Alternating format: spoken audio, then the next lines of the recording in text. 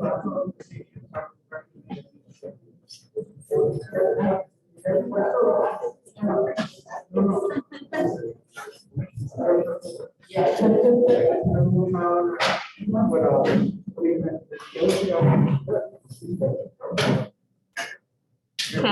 I just allowed you in to do that. Okay. And I'm gonna test the timer.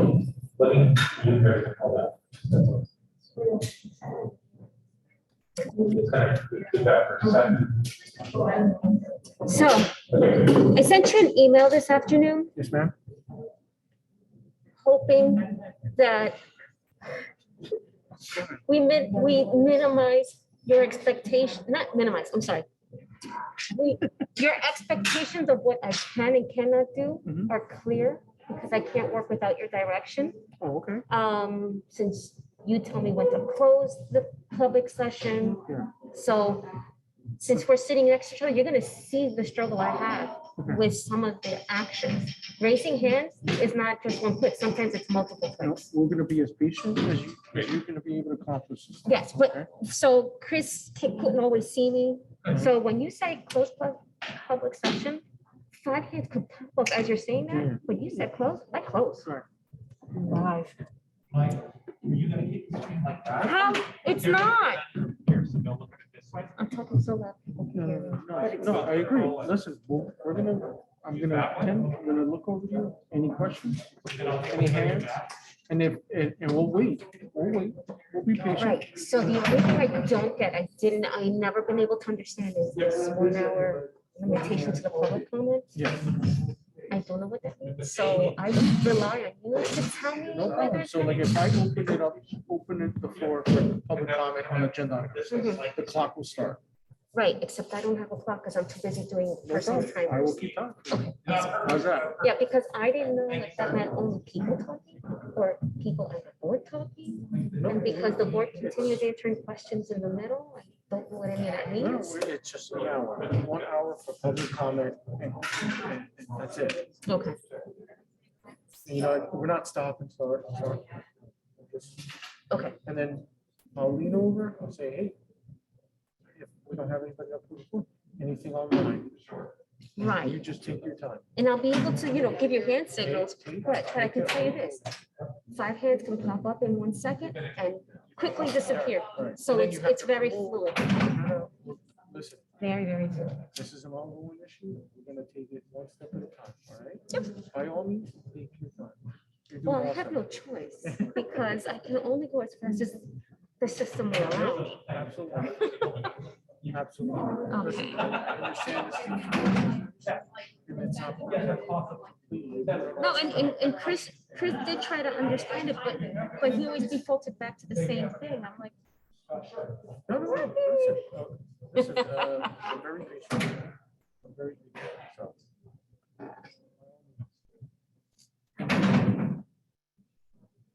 yes. So now I'm testing, but my mic is off. Is your, what about your, Hey, that's all. is that on?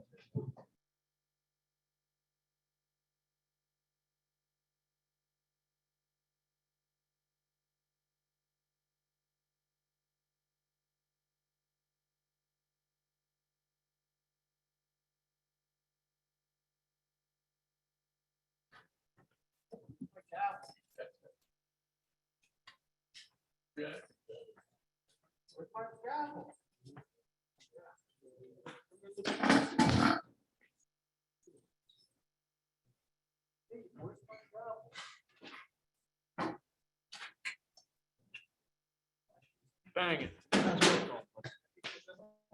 Everybody's here banging.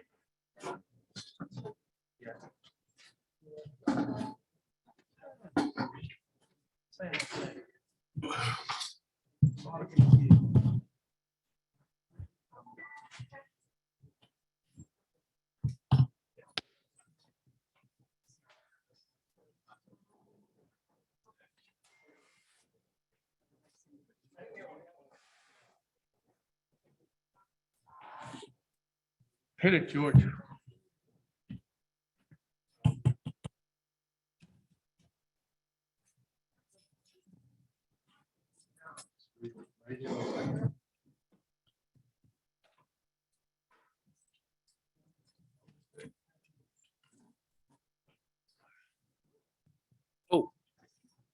Stop your speech.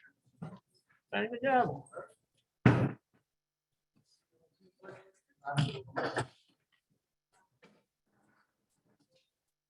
Pledge allegiance to the flag of the United States of America and to the republic for which it stands, one nation, under God, indivisible, with liberty and justice for all.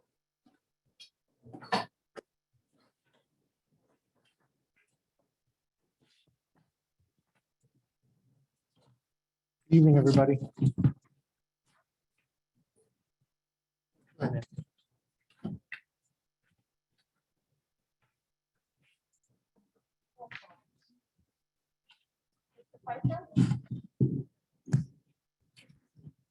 He's here. Oh. Yes, do we have motion open to the public meeting?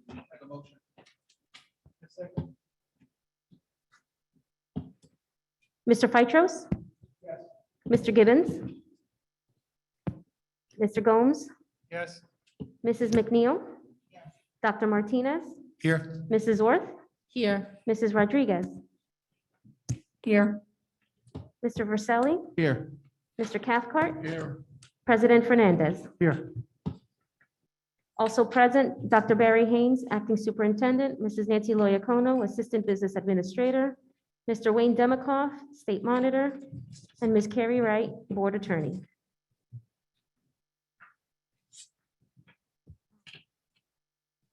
The New Jersey Open Publics Meeting Law was enacted to ensure the right of the public to have advance notice of and to attend the meetings of the public bodies at which any business affecting their interests is discussed or acted upon. In accordance with the provisions of this act, the Ridgefield Park Board of Education has caused notice of this meeting to be published by having the date, time, and place thereof posted in the Bergen Record, Municipal Building, Board of Education offices, and the district website. Public participation will be conducted both in person and virtually through Zoom. All public must be muted throughout the meeting. Public participation comments are limited to 5 minutes. The public will be able to both speak and be seen by the board when participating virtually and telephonically via Zoom. Individuals participating virtually that wish to make comments during public participation will need to raise their hand by clicking the blue hand icon at the bottom of their Zoom window. Individuals participating by telephone that wish to make comments during the public participation will need to hit *9 on their telephone to raise their hand. The Business Administrator Board Secretary will then unmute individuals one at a time to speak in the order that their hand was raised.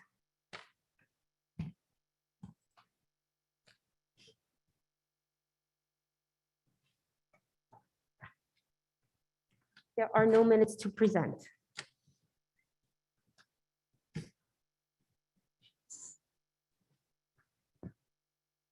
Do we want to perform the swearing in?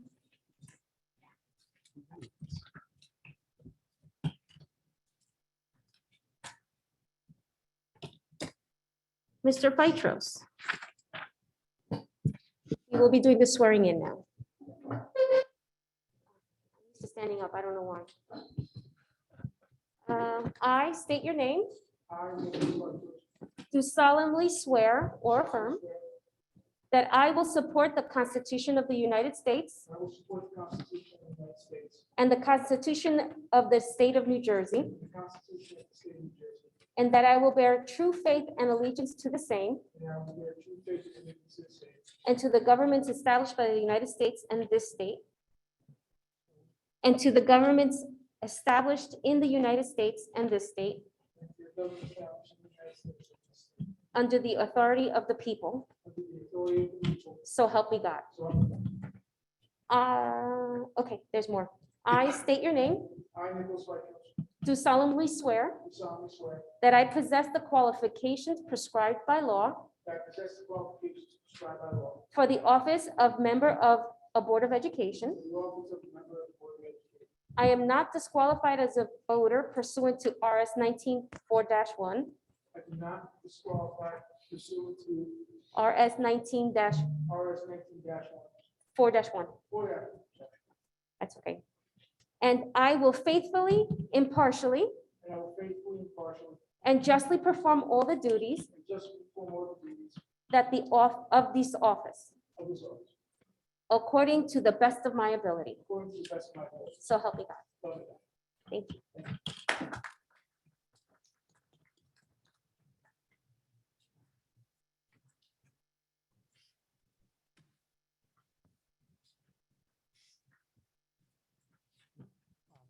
We have no communications, right?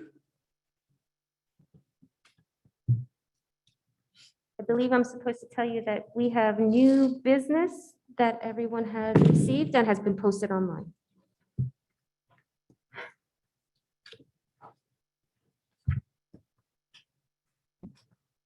Moving along. No committee reports, correct? Because we just did our reorganization. Correct? Moving along. Superintendent's report, please.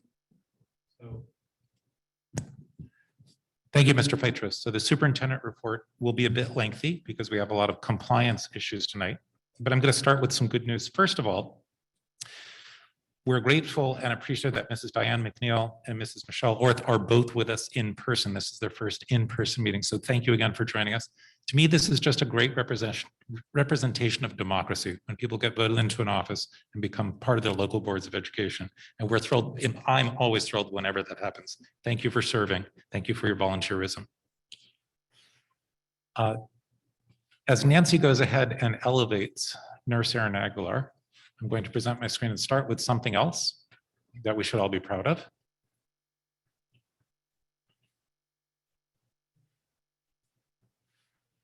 So this past week, we in Ridgefield Park, here we are, have another reason to be proud. Actually, we have 3 reasons to be proud.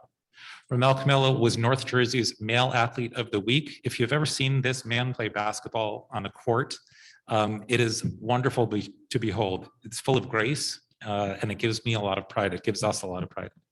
Plus, Teresa Zepatelli and Skylar Ortiz finished 1st and 3rd place respectively in the BCWC tournament. We should all be proud of that. A round of applause for those 3 achievements.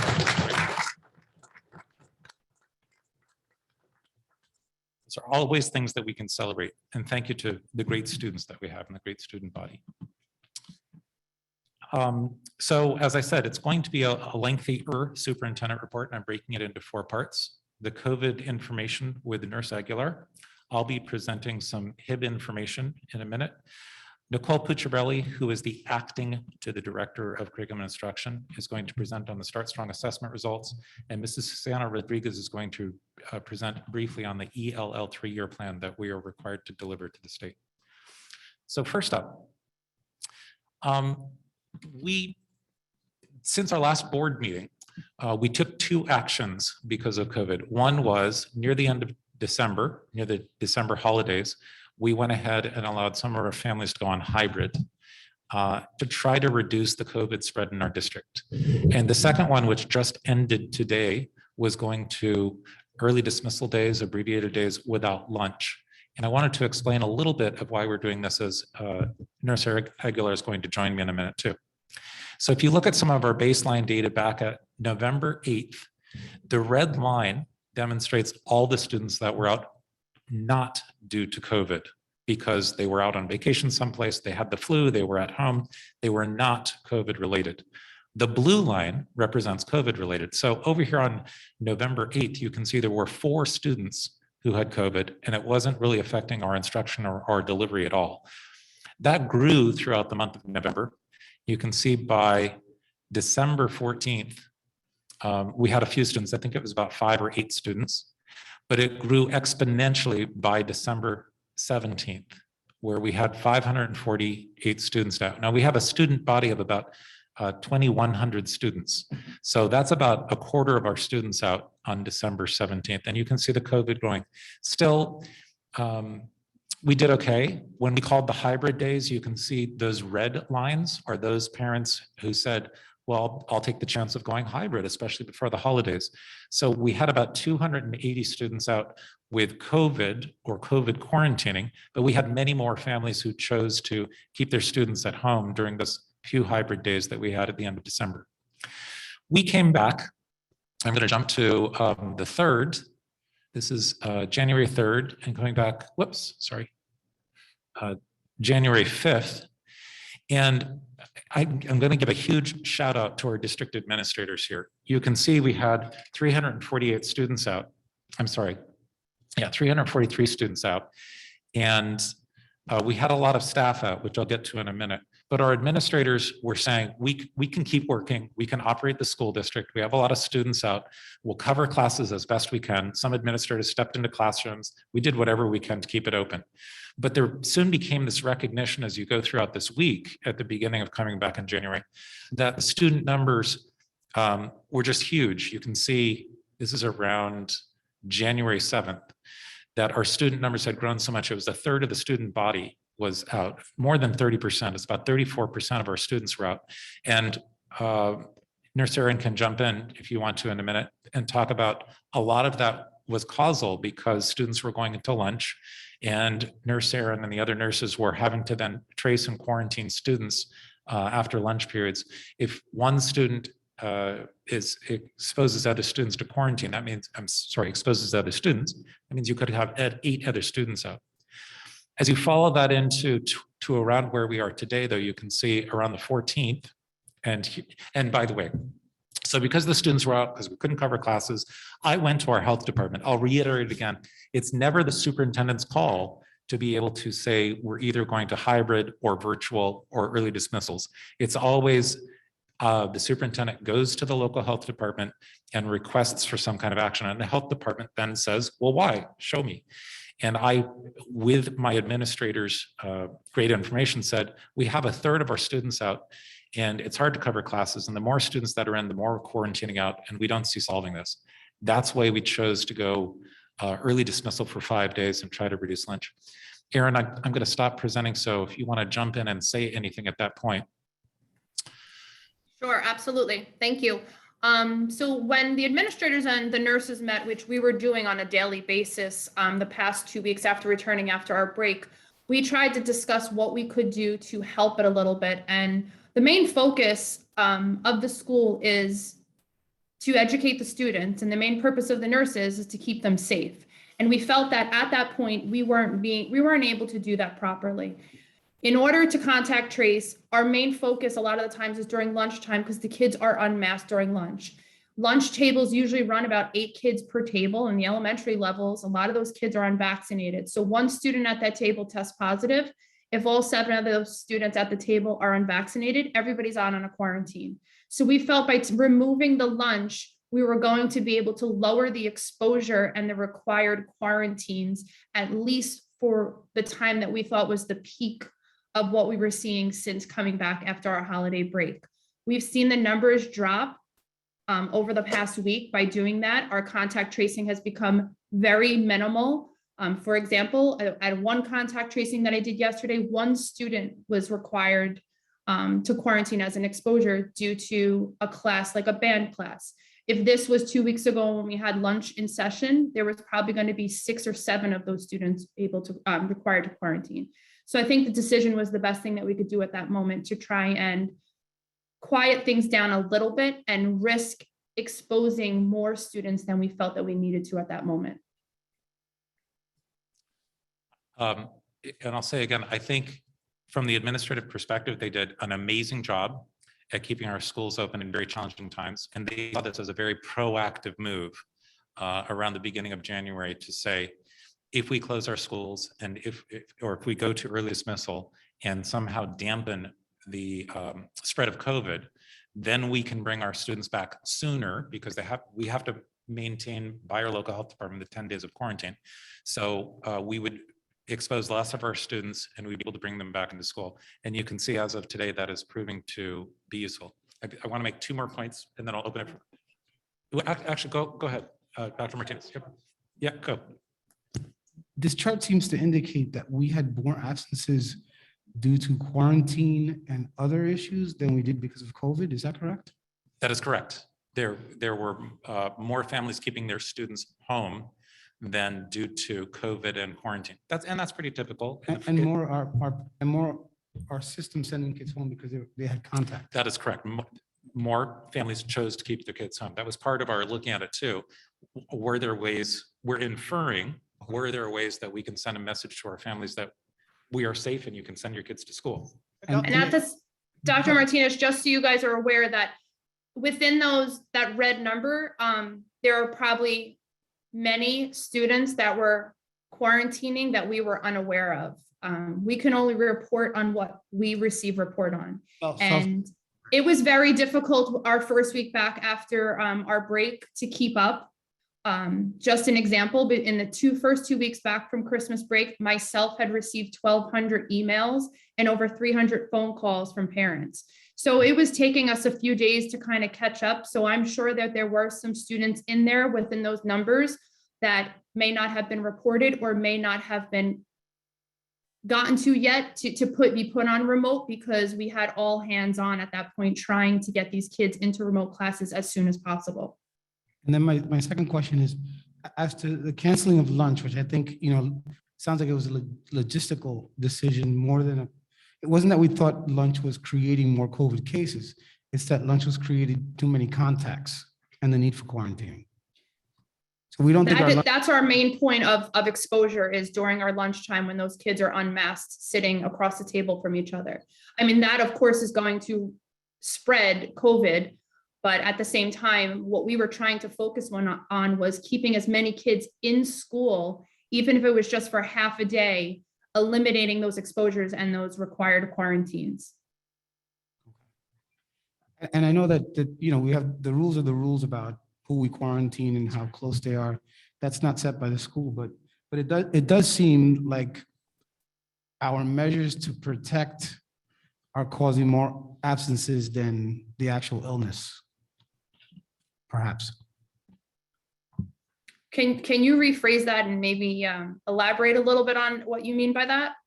I mean, we're not completely worried about, the number of kids that are hospitalized or the number of kids that we've lost in the district to death to COVID is probably very, very low, if not zero. So my question is, it seems like our attempts to mitigate exposure have caused more absences from school than the actual illness itself. I don't. Confirmed infections, I'm sorry.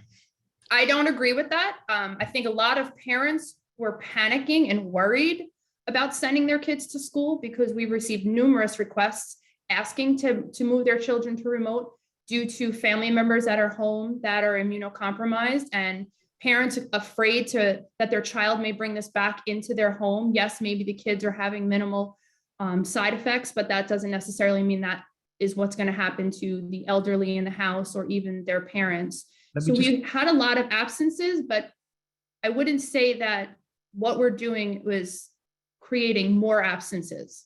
Let me just clarify, because I serve in the dual role of a parent and a board member. When I said we, I didn't just mean the school system. I meant we as parents as well. Absolutely. The half a days served a purpose. What parents chose to do as far as keeping their kids home is a little bit beyond our control. We were trying to control what we were able to do as far as quarantines, which are required by the state and the Department of Health. I understand. Thank you. Dr. Haynes, So- Dr. Bernard. Go ahead. So I have a quick question. So if some of these parents were making the decision to just keep their kids home out of caution, are the kids marked absent then? And we got a lot of red there. I'm wondering what happens to these kids' records. Correct. And so those are discussions we're having at the administrative level right now. They are marked absent if they're staying home, yes. So I'm going to make two other points about this chart, and that is, you can see on 118, so we're down to about half of the amount that we had. So whether you saw that as a mitigation strategy or whatever, it was difficult, as Aaron said, to decide which course would be most successful. What I love about our administrative team is we are all committed to keeping our students in school as much as we possible, because everybody knows that is the best for kids. But looking at this chart, it was hard for the nurses to continue contact tracing. They found it very challenging. And a lot of times a student wasn't noticed till maybe a day or two later. It was just too challenging for the capacity with 34% of our students out to continue school as normal. And so that's the reason we took this 5-day early dismissals. It's much better now. I have the optimistic view that it will continue to get better. The second chart I want to show you is, so I've gotten some comments from people that, there we go, that maybe this was the teachers requesting that we do this. And just as we have dedicated, amazing professionals as administrators who made it work as best they can for as long as they could, and then saw that this would be a proactive strategy, our teachers in our district showed up every day. The highest we ever had was at that 42, which is about 20%. But the majority of time, our teachers were around 12 and 15%. And when I check out how many teachers were absent in our district compared to all the other districts around us, our teachers showed up. They were the professionals, they cared about kids, and they showed up to do this work every day. This was not because of the teachers. This was not like a Chicago Union thing. This was our teachers doing everything they could to keep the kids in school and showing up and doing their jobs. So I just wanted to give a shout out to our administrators, our nurses, and our teachers, because they deserve all the credit in helping us navigate through really challenging times. And Aaron, I don't know if you have anything else to say, but. Dr. Haynes, can I ask a question? Sure. What's on the staff chart that you just put up? Yep. Go back. What's the blue and the red indicate? Yep. Present that out again. Hold on.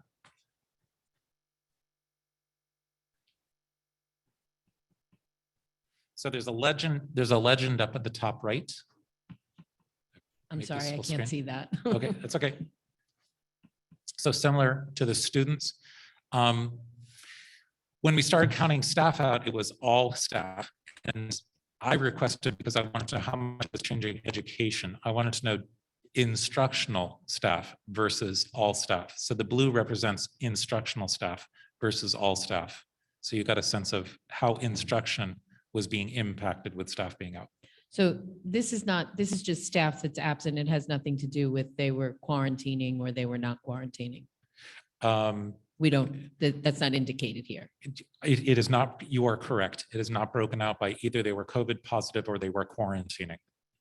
Correct. But the December numbers probably. And Yeah. can I ask just one other question? Yep. It seems like we have a lot of students who are, that we're contact tracing a lot of students.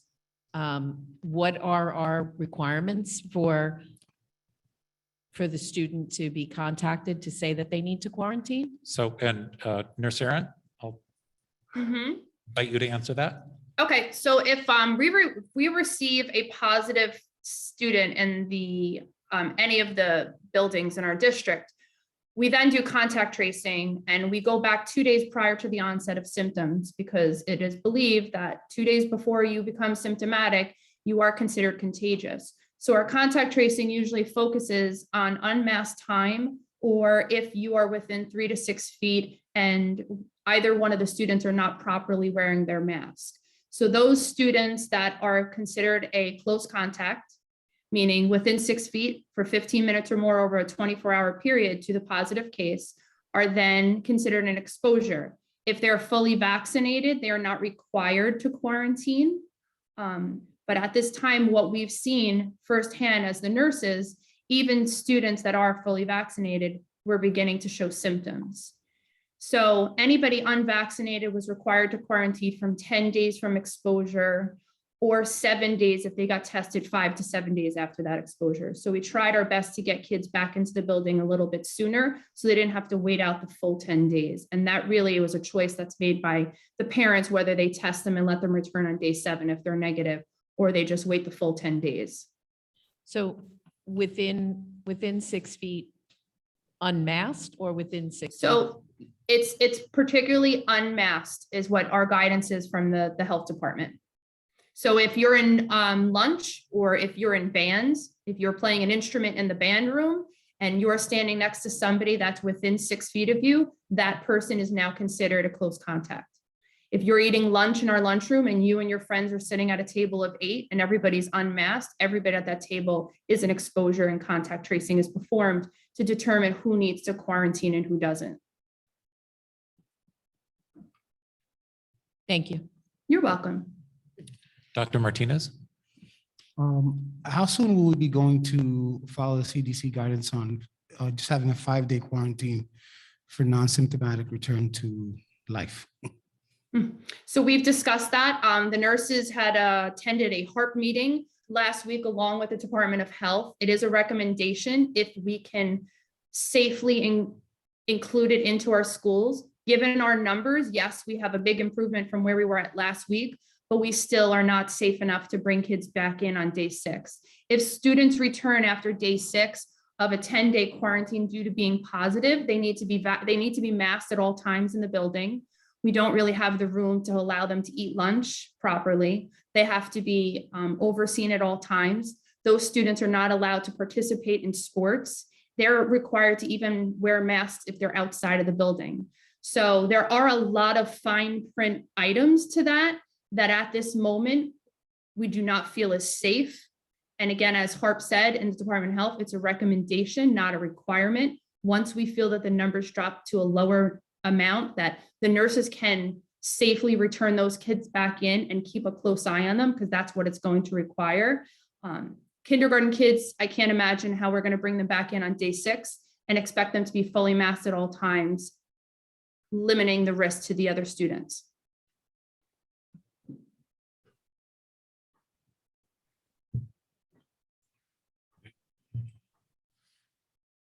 Thank you. That's okay. So again, I would appreciate the community recognizing the nurses with a bit of applause, because you guys have done a tremendous job. Thank you very much again. Thank you. And as I said, I'd like to think that our mitigation strategies and other strategies are working. I'm going to go ahead and continue. Nurse Erin, thank you very much again. Thank you very much. With a little information, again, this is about compliancy of some of our harassment, intimidation, and bullying reports. So the board received these numbers and some of these examples about our HIB training, and I wanted to present it to the community as some of the positive things that we're doing because of our social justice resolution and initiative, and because of our social emotional learning. And some of those things you can see are self-reported by our schools as helping the culture and the climate and the environment in our schools. Things like understanding gender identity, social emotional learning, and character strong, GCN trainings. And then you can see down here some of the things that our junior and senior high school participate in, including School Spirit Week, the clubs that we have, the peer mediation programs, the Week of Respect, the Student of the Month, the Character Strong and SEL programs. Those self-assessments compared to last year show mostly improvement and growth. And I believe that is again due to some of those programs and initiatives that we have rolled out. I'll summarize by saying in all our HIB reports are up from last year because we were all remote last year. So now our students are back in school, and our students, many of them demonstrate that they missed some of those social skills and social opportunities that they would have had they been in school. So some of that is needing to be either relearned or learned anew. So some of our HIB reports are larger, obviously, than they were last year. That concludes the HIB report. I'm going to share out and invite for the next part of this presentation, Nicole Pucciarelli. Again, as a compliance for our Start Strong presentation. And Nicole, bear with me just a second. I'd try to introduce this, but I know Nicole Pucciarelli is going to do a much better job than I am. I wanted to introduce Nicole Pucciarelli though. So as I am in the role of acting superintendent and director of curriculum and instruction, the district did hire Nicole Pucciarelli, I believe it was about 2 months ago, as the assistant to the director of curriculum and instruction. So she assists me with certain tasks and obligations in this role. As part of that, I invited her to go ahead and present the Start Strong assessments. And you'll see, I think it will become very evident very quickly why Nicole is well suited to this job. So without saying any more, Nicole, bear with me a second. I'll present out the presentation.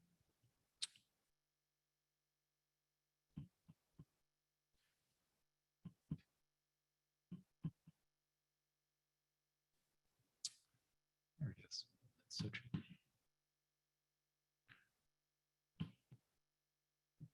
And here we go. The floor is yours. Good evening. On. Good evening, everyone. Thank you for having me tonight. As Dr. Haynes said, I'm Nicole Pucciarelli. I'm also an English teacher here at the high school in addition to my assistant role with Dr. Haynes. So I would like to first, I'm going to present the Start Strong summary results for the district. The presentation is sort of split up into three. There is a part all about what the Start Strong assessment is. Then I'm going to review the data, followed by the actions the district has taken to improve our learning loss that we've experienced. Next slide, please. So the Start Strong assessment was administered in October of 2021.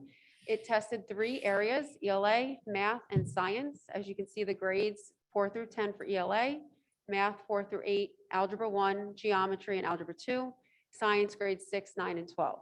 I want to be very clear that this was an assessment of last year's standards. So for example, a 4th grader this year was being assessed on 3rd grade standards.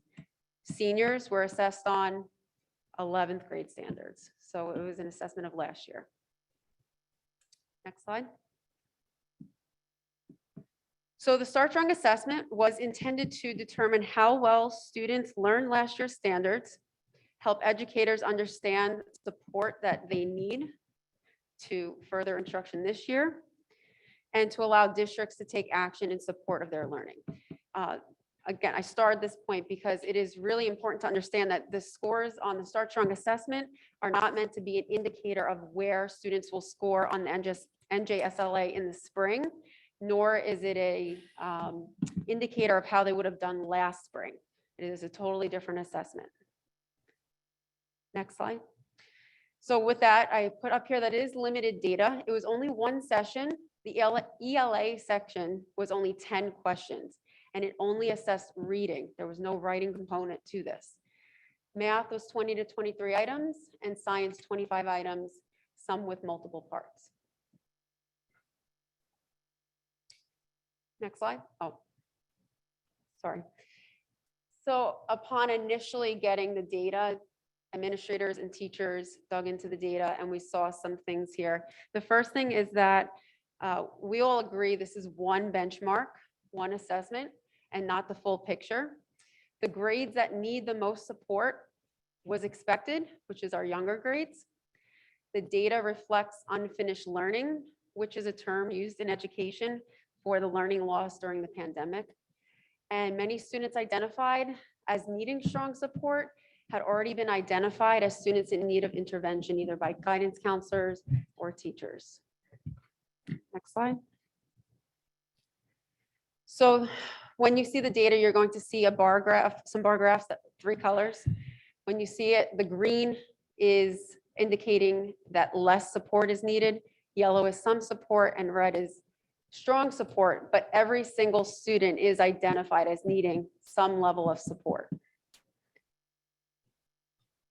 So these next few slides are about ELA.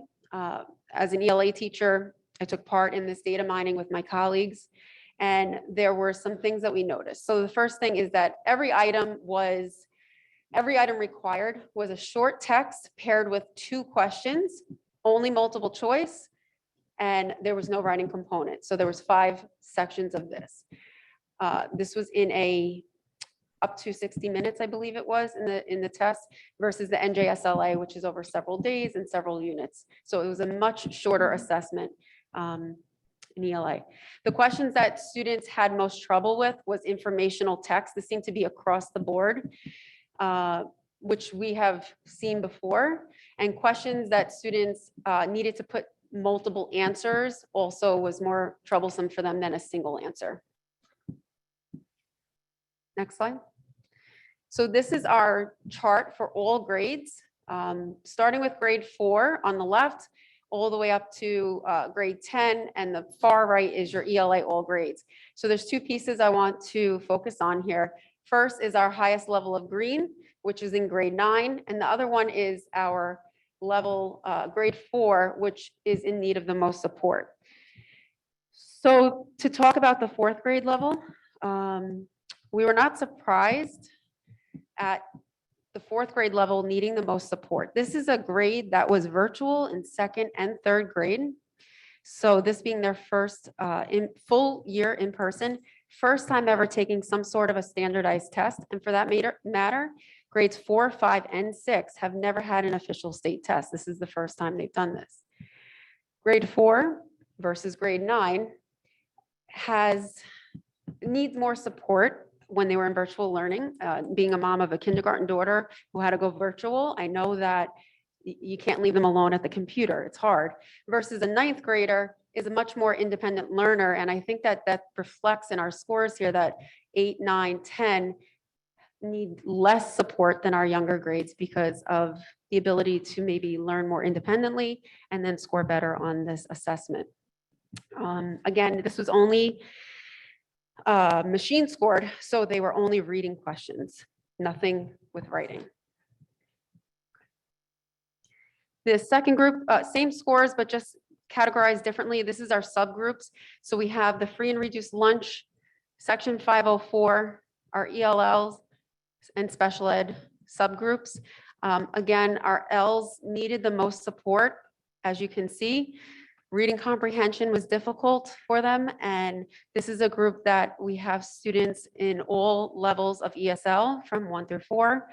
And again, while the number is high, it was something that we are aware of, that they need the support in the reading comprehension. So our district action for ELA, for grades K through 6, we are continuing to benchmark their reading 4 times a year. The Fontes and Pinnell reading materials have a ton more of informational text. This is something they're very excited about at the elementary level. And there's a focus on guided reading. Here at the high school, our data mining produced, we got some very good information about what specific questions our students were lacking in and needed support in. We have new databases and resources that are going to address the informational reading and writing. And we've been in professional development that's reviewed the curriculum and evaluated the resources. Overall, for K through 12, we're also, I think there's 25 teachers in professional development 5 times this year to better teach our L population. So moving on to the second subject, we have math here. And in math, we have multiple choice, multi-select, and technology enhanced questions. So a little bit different of a test than the ELA, much more challenging, I believe, for the students. And across the state, Algebra 1 was seeing 60% of their students needing strong support. So this was an issue across New Jersey. Students currently taking, so I'm actually going to go to the next slide because this is the possible courses you could take in math. You can go in several different directions. Typically, we go Algebra 1 here to geometry to Algebra 2. That is the sequence in Ridgefield Park. There's all the, you can take honors. We have AP courses, but it's Algebra 1, geometry, Algebra 2. And that does matter when we look at the next slide, which is our data. So upon first looking at this, this was a bit confusing. And then I dug into the data a little bit. You can see we have Algebra 1 middle school and Algebra 1 high school. And essentially, we have Algebra 1 here, but they're 8th graders and then they're 9th graders. Our Algebra 1 middle school consists of all honors level students. So we have a higher green bar there. And then when we look at Algebra 1 high school, it's a much lower green bar, right? We have a higher level of students needing strong support at the high school level. It's the tracking of the students, the way we have, I shouldn't say tracking, but the pathway that they take through high school math. So these numbers, if we were to combine the Algebra 1 middle school and high school, would look a little bit different here, not as high as 71% red. However, we recognize that this is the area needing most support. And again, our youngest grades, grade 4, needing more support. Again, this is the breakdown by subgroup programs. And here, again, our Ls and special education subgroup needing the most support. So our district actions for math, in 2020, during COVID, Envision series for grades 7, 8, and pre-algebra were put into the curriculum. In 2021, new resources for Algebra 1, Geometry, and Algebra 2 were put in. And then just this year, starting in September, K through 6 Envisions was adopted. So finally, this year is the first time we have a consistent programming grades K through Algebra 2, which is a really good thing because moving forward, there's consistency across grades. Professional development days, math teachers did the same thing. They dug through the data. They created specific tailored lesson plans for their students. I know the middle school teachers all have a shared document that they're sharing all of their resources, doing standardized state test questions with them daily, and preparing our students and trying to fill that gap of learning loss that was experienced. We also use IXL, Khan Academy. There are a tremendous amount of resources that being back in person is going to help these students. Finally is the science assessment and the review. This was a summative test, so this is different from math and English. Start Strong assessment in grade 6 covers the grades 3 through 5. So they're being tested on 3 years of material. Grade 9 covers, the 9th grade test covered material in 6 through 8. And then the grade 12 test covered 9 through 11. So that was biology, chemistry, and physics. So just to put that into perspective for you, if you could think back to when you were a senior, our seniors took this test and they were tested on biology, chemistry, and physics. And some of them aren't even in a science class this year because it's an elective come senior year. So that information to them, and for 2 of those years, they were virtual for chemistry and physics. I mean, that's not something I'd like to do, but they were tested on that material, which is very challenging. And as you'll see in the next slide, it was our grade 12 that needs the most support. Sorry, that's the sequence of our classes here. So we go bio, chem, and physics for the high school level. And the next slide is our distribution. So grade 12 science, again, seniors were tested on last year's material, but that included bio, chem, and physics. So that was the area that needed the most support. So the assessment was good data to have. However, many of these seniors are not taking a state test this year, or they're not taking a state test this year. It'll be our 11th graders, our juniors that take the test on bio, chem, and physics. And again, the breakdown by subgroup, which we're seeing a trend here, our English language learners needing the most support in our special education group here. Finally, our action for science. Grade 8 teachers are planning to review material from grade 6 to 8 for a few weeks before the NJSLA.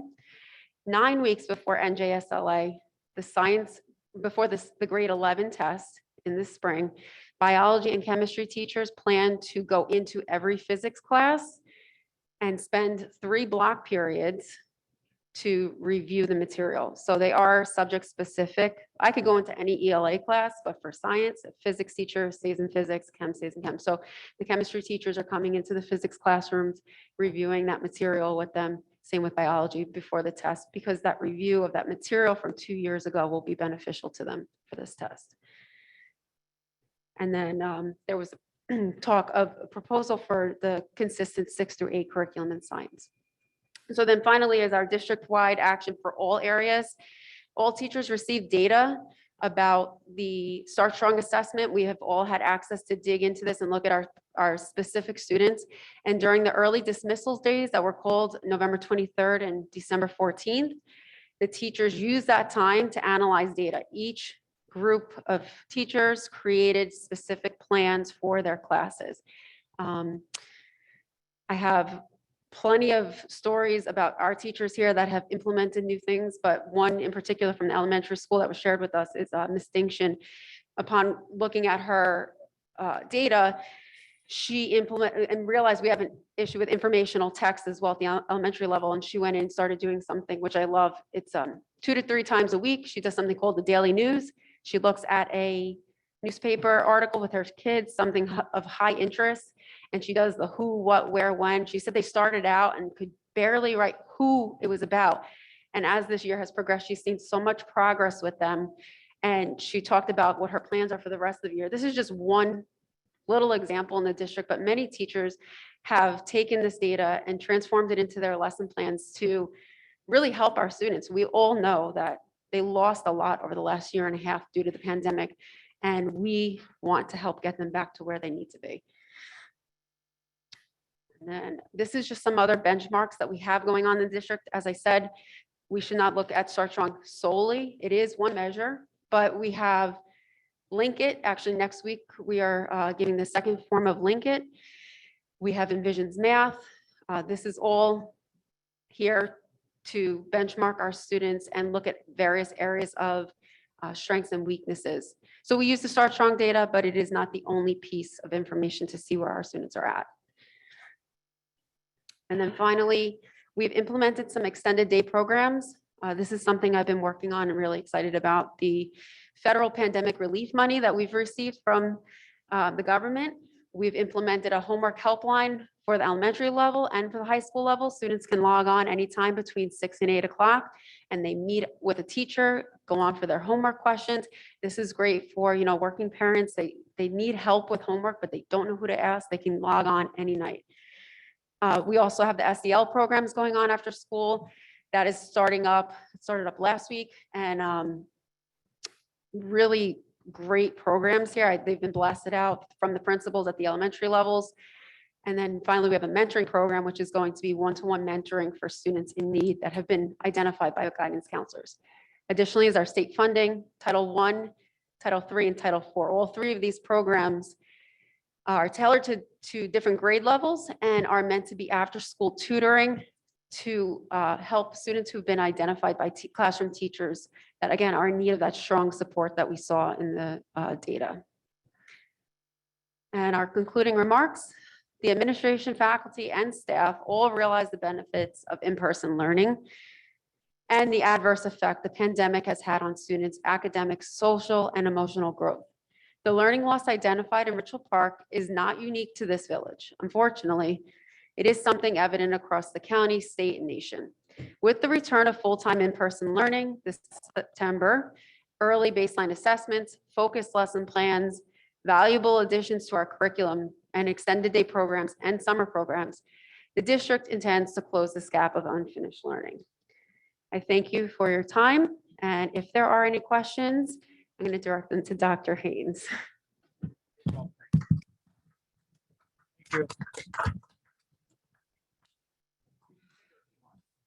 Dr. Haynes.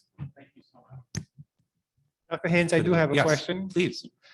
So this is Ridgefield Park results. Yes. Do we have any comparison information to other districts available? I think there was one slide in there that Nicole referred to where 60% of, Nicole, if you want to say that again, because many districts around us performed at similar levels. And as I said, I meet regularly with the East Bergen County superintendents, and we're all looking at similar data for Start Strong assessments. So I know that with talking with some of the teachers here from their hometowns that have received their Start Strong assessments as well, there was a common trend, like I said, in algebra, and seeing it was the younger grades and algebra that seemed to be similar to us. Thank you. Yeah, Dr. Martinez. I have two quick questions. First, thank you for the presentation, and thank you also for the honesty about how we're doing, how our kids are doing, because our kids really have bared the brunt of, the past 2 years, and the numbers are not going to lie. The mental health numbers are also very clear as to the impact of this pandemic and some of the measures that we've taken. My question, two questions I have is, one, this is a little bit of a shift in this district to be this reliant on data and on assessment. And so one is the implementation of these measures going to be part of teacher observations and supervision? And two, how are we going to evaluate whether these measures are working? If you want to jump in, that's fine. Let me start with number 2 first. I think Nicole told the story very well, that we take the data very seriously and are implementing through $6 million worth of grants, many programs to help support our students to lead them out of learning loss. And actually 2 of those positions that you're approving tonight, the coach for learning loss and the coach for differentiated instruction, kind of point to that. So we're putting many systems in place. I'd suggest that these scores improve on the New Jersey Student Learning Standards, which our students will take this spring. And I, for one, look forward to the comparison between this, which was a snapshot assessment of what our students learned last year, to how our students performed on New Jersey student learning assessments that will be given this spring. So a conversation, to answer the second question, a conversation around when we get the New Jersey Student Learning Standards back, I think would be amazingly good. The first question again was, how we're making, excellent teachers do excellent things. Some teachers need a little prodding like everybody else. Right. How we're making sure this is working its way into teacher assessments and observations. I only ask because I know that in the past have been instances where programs get bought and sit in closets. Right. Or don't get implemented. We spent a lot of money. And I hear that. Unfortunately, I think a lot of districts do.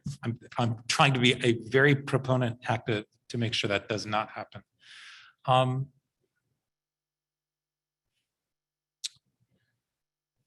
Let me give you 2 examples of things that we've been working on recently that I'm pretty excited about. So one of them is professional development. So this is the first district I've been in where somebody from central office isn't required to go observe year 3 and year 4 teachers, which I've started doing, because I think the board and the community needs to know who you're buying for the rest of their lives.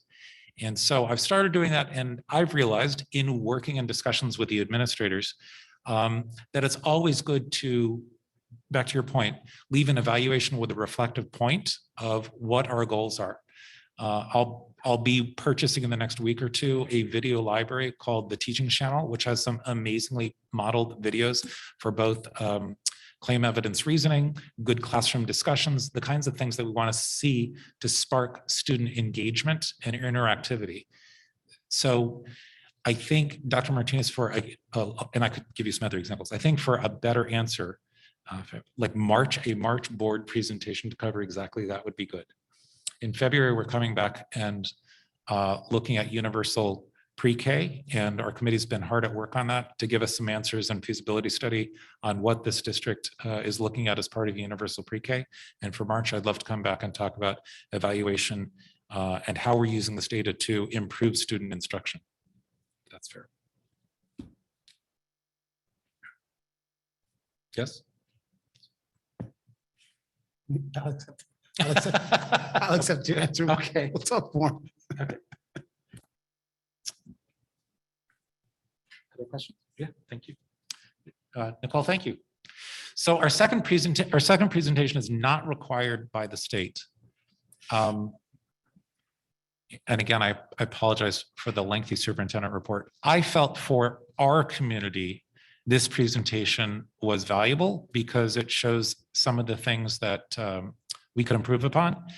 And because we have the social justice resolution, the social emotional learning, and we also have a subcommittee for ELLs. So I invited Ms. Susana Rodriguez, who agreed, thank you very much, to come and present what the state is looking for the 3-year plan for our ELLs. So without further ado, Susana Rodriguez, the floor is yours. Thank you, Dr. Haynes. Good evening, everyone. I'm going to report on the New Jersey Department of Education English Language Learner 3-year plan. The 3 years beginning on the school year of 2018-2019, ending with 2021.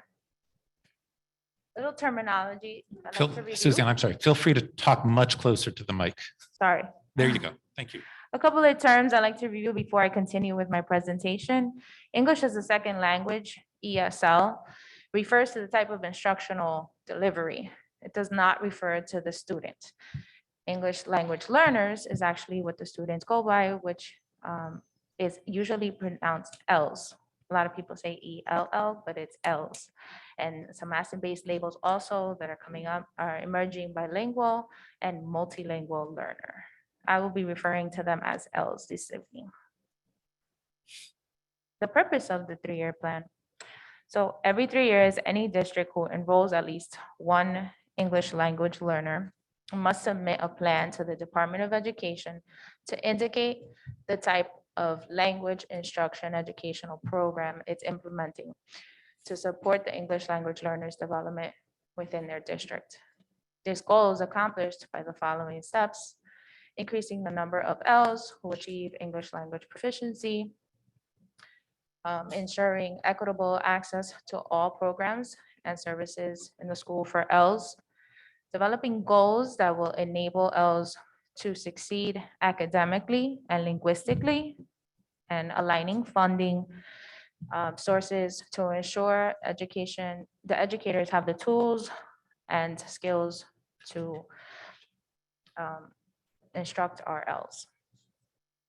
The following 7 areas were reviewed by supervisors, guidance counselors, ESL teachers, the director of curriculum, the superintendent of schools, the director of technology, and educational technology coordinator.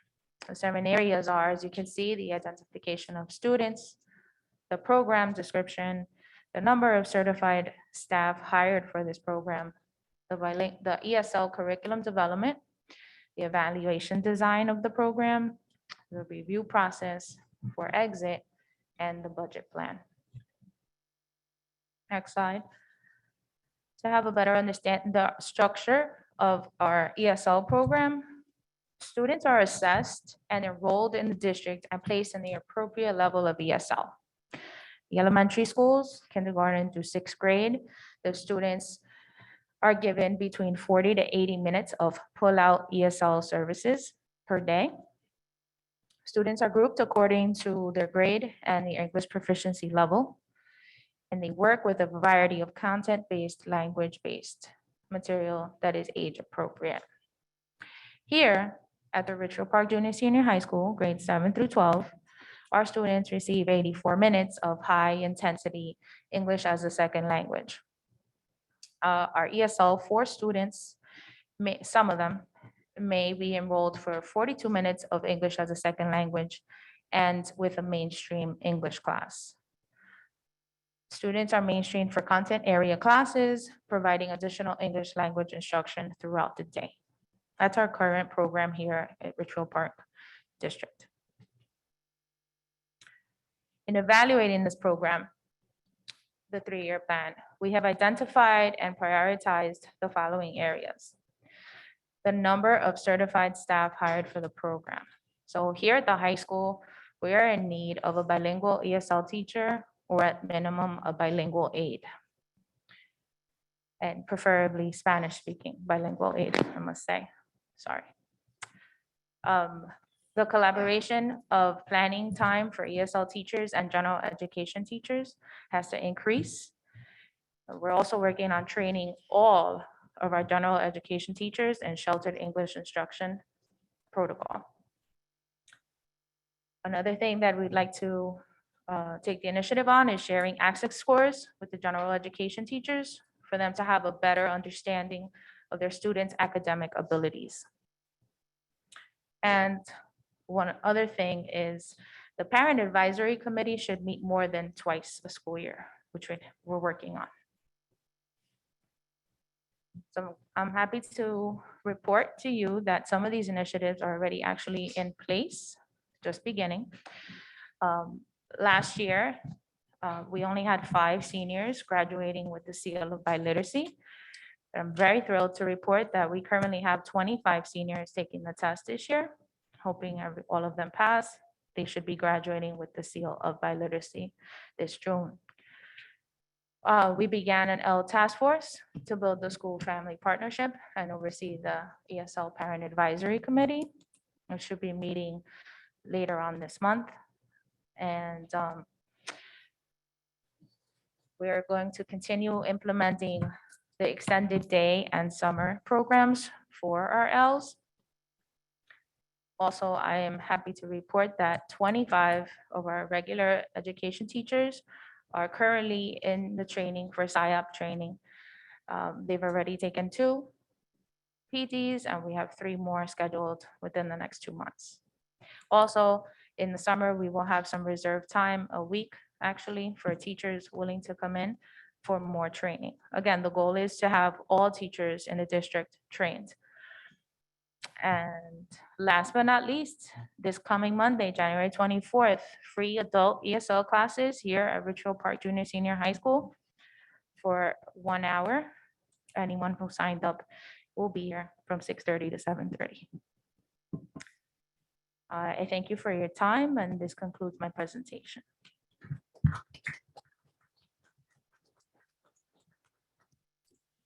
Questions or comments? Susanna, thank you again very much for the delivery. Questions or Can I comments? just comment? First of all, thank you very much for the presentation.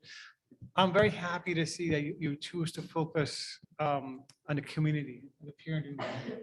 Because I think after school, these students they need a lot of help, and getting the parents involved will really help them when they're back to school. I couldn't agree more. Thank you. Thank you. Thank you evening, for your everyone. presentation. Thank you. And so the superintendent doesn't take making the decision of delays or closing schools because of weather easily, but most other school districts around us have already called a 2-hour delay at least. So I just called a delay for tomorrow morning due to hazardous conditions. And that concludes the superintendent report.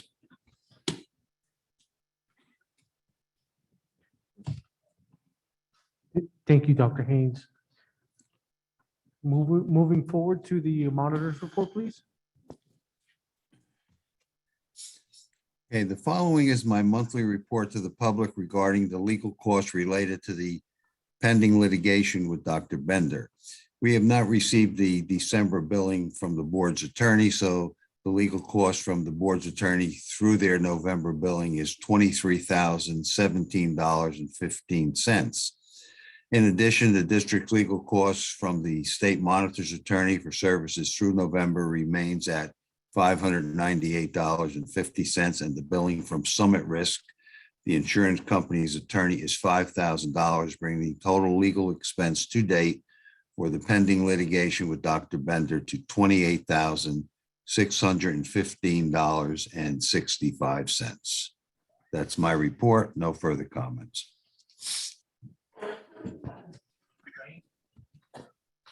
Wayne, quick question. Sure. Yeah, I've asked you a few times to get the costs for the other litigations. Have you done that? This is about the third time I'm asking. You think that I'm supposed to get that? I'm sorry. Well, you seem to get the others. when you- Because I get those invoices. I don't have compiled that information. That's compiled out of the business office, I'm sorry to say. All right, I asked. Wait, if I might just finish, I think that Kerry Grabstein has been maintaining a spreadsheet with the litigation numbers by category. So maybe Nancy could check on that and see if that's available. I think that would answer your questions because I don't keep track of that type of information. I'm just, since the public has asked me about the legal fees regarding just one litigation, which is Dr. Bender's, that's the invoices that I'm compiling from the attorneys. Very well.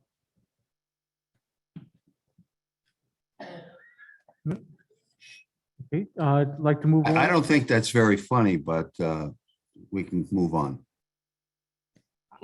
I just kind of laughed that you said the public asked you, but I asked you, so I guess, I'm kind of the public also, but that's fine. Yeah, I guess it is fine. Thank you. Moving on to citizens' comments on agenda items.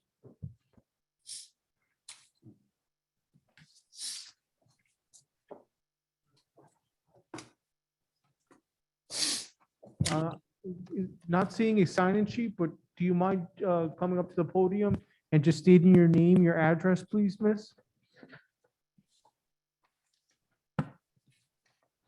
Janet Malul, 163 East Grand Ave, Ridgefield Park. Not really sure where to start, but I'm going to start with responding to some of the things I saw tonight so far.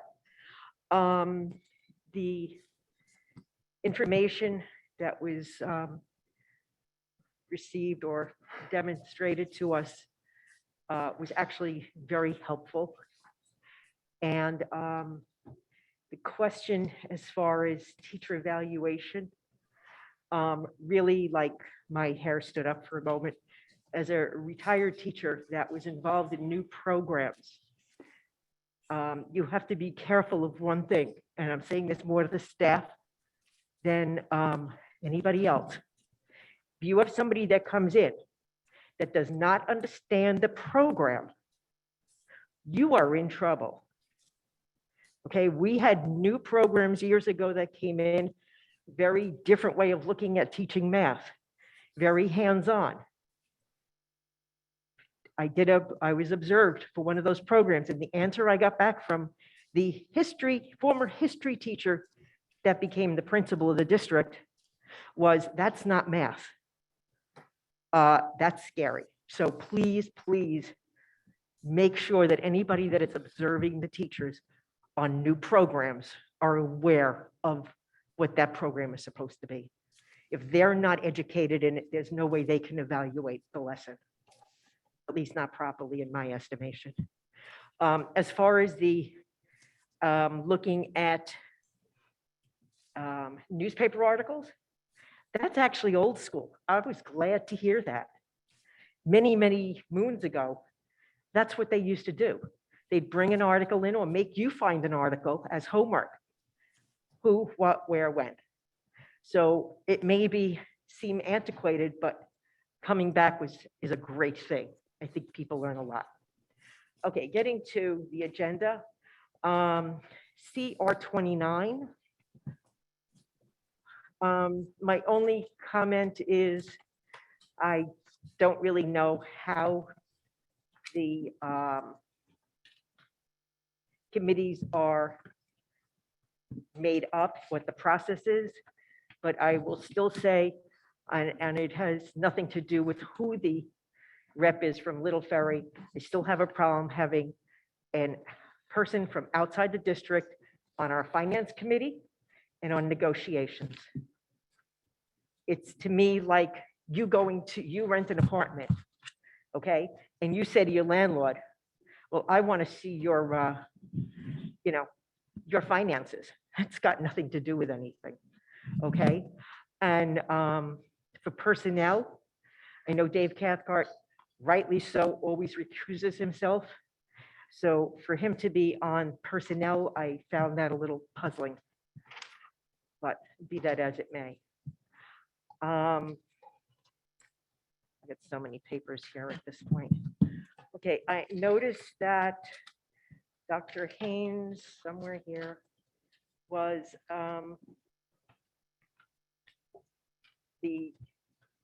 extended till June in the position as acting superintendent.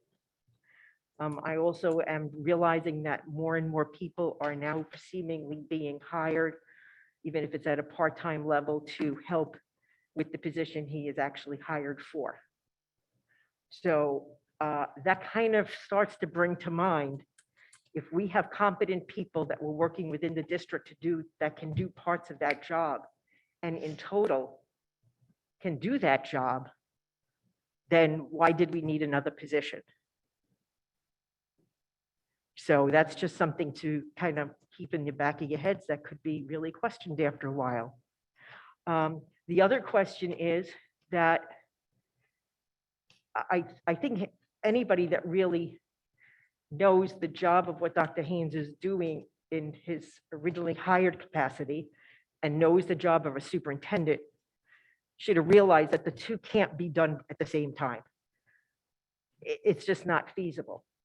So I guess my question was, when the board decided to make this move last year to first remove Dr. Bender from her position, and for, I don't know, it seems like they change their reasons every time you turn around. Was there any thought really given as to what the plan was after that? I don't think so.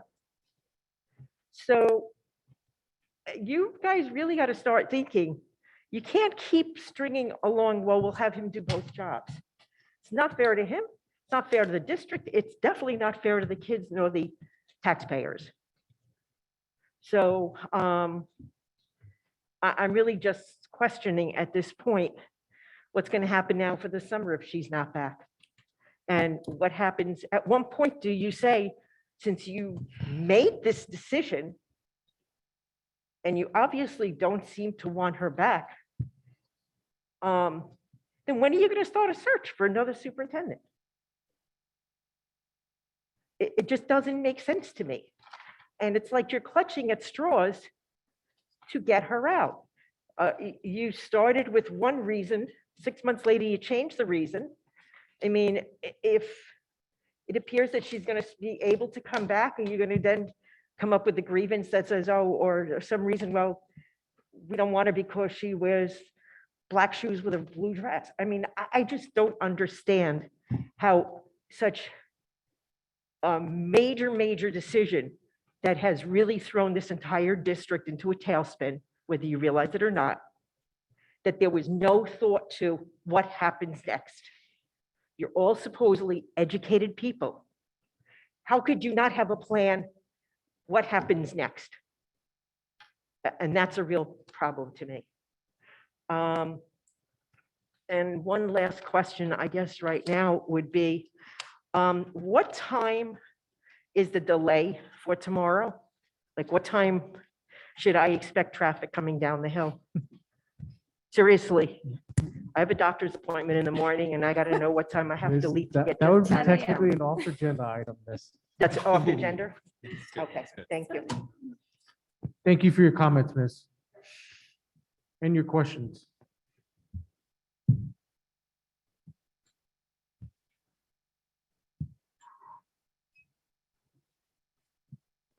John, oh, I broke the microphone. John Raftery, 54 Euclid Avenue, Jesus Christ. Sorry. Hold on. To start with, I find the board's attitudes and comment towards the state monitor completely unprofessional. Just another example of what is wrong with our Board of Education. Let us be reminded the state monitor recovered $2 to $3 million for the taxpayer of Ridgefield Park. The state monitor discovered and broke down the poor billing with Little Ferry, and he has recouped so much money for us and been the man who has given us honest, clean information. That attitude towards the state monitor is what is wrong with our Board of Education, and it needs to change, like now. Going through the committees appointed for this year, I see again, Little Ferry has been appointed to the Finance Committee. I've gone through all the letters, Office of Administrative Law, Commissioner, etc., and I have found the following. Little Ferry has played all of their cards. Taxpayers can't afford it. Tuition formula is wrong. Contract language is wrong. Estoppel argument, and Ridgefield Park has passed the 90-day billing period.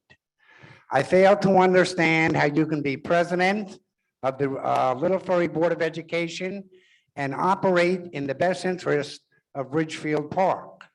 This has been going on now for 10 months, and I don't possibly understand how we can take a non-tax paying person and put him on committees where they have less than 10% of the school population that helps to formulate the policies for the whole school district of Ridgefield Park. I have heard from various board members how talented and how smart Mr. Feitros is. This is not a personal attack on anyone. This is a common sense approach, okay? 10 months we're going through this with Little Ferry. They refuse to pay the money, straight out. They refuse to pay the money. So how can Little Ferry operate in the best interest of Ridgefield Park when it comes to not only negotiations, but also finance?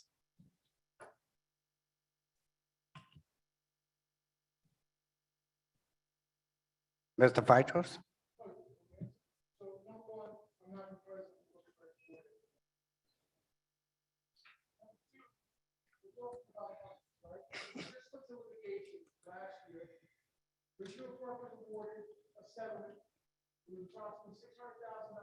That's correct.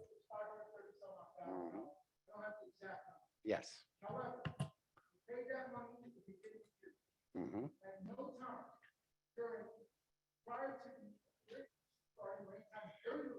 Mhm. I got you.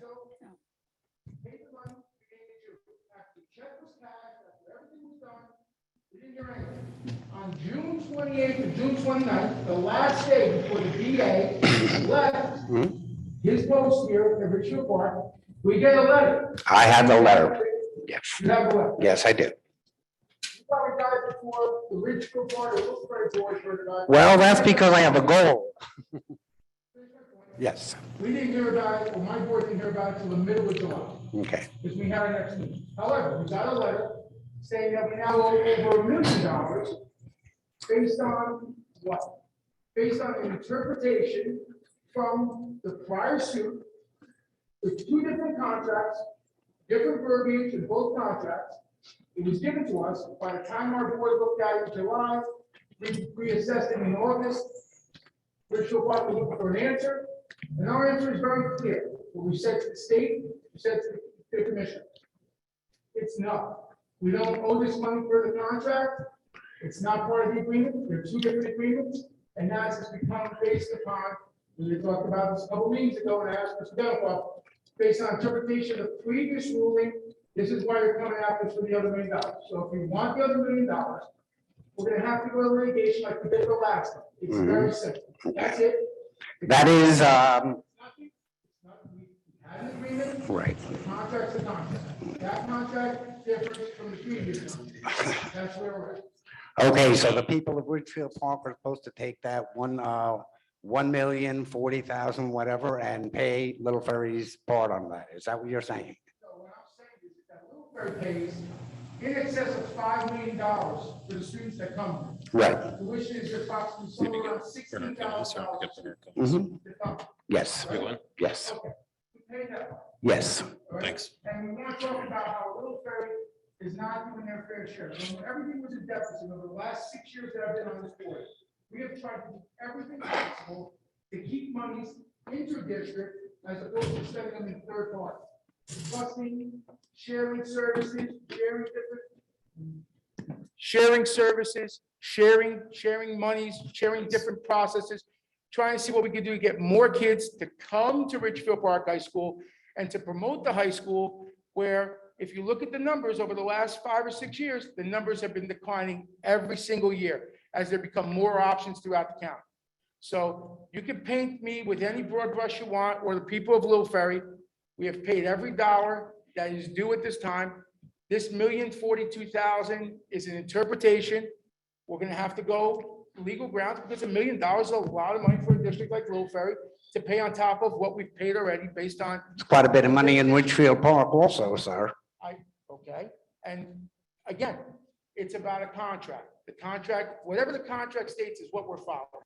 Okay, the commissioner ruled on that and the Office of Administrative Law ruled on that. On the previous, it's 2 different years, Mhm. 2 different years. So the 1 year, there was an issue. We addressed it. Now, based on that ruling, you want to come back to us for another contract that was written entirely different. So we're going to have to go to court. The ruling states that that ruling supersedes all contract and languages in those contracts. So that contract does. I guess we'll see in court. I mean, that's pretty much where we're at. Okay, now, Mr. Fernandez, where is the Board of Education going with this?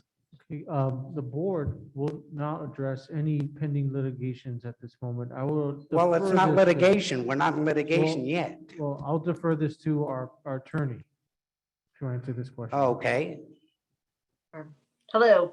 So while I don't think this is an agenda item, if the board president wants me to answer this question, I will say that the Board of Education has authorized our firm to pursue the legal action that Mr. Phytros has just indicated would be necessary to resolve this dispute.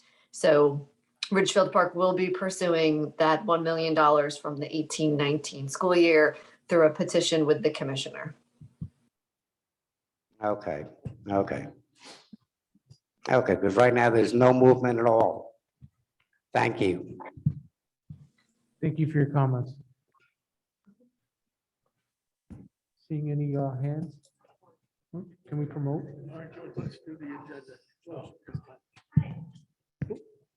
Sorry.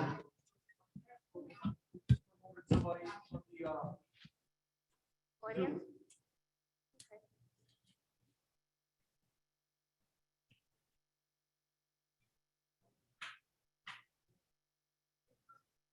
hear me? Okay, Susan DeSantis, 15 Homestead Place. FP 91. There's no attachment. It said that there would be an attachment. There's no attachment to the public on this. Also, why would you want to appoint a non-certified behaviorist for troubled children?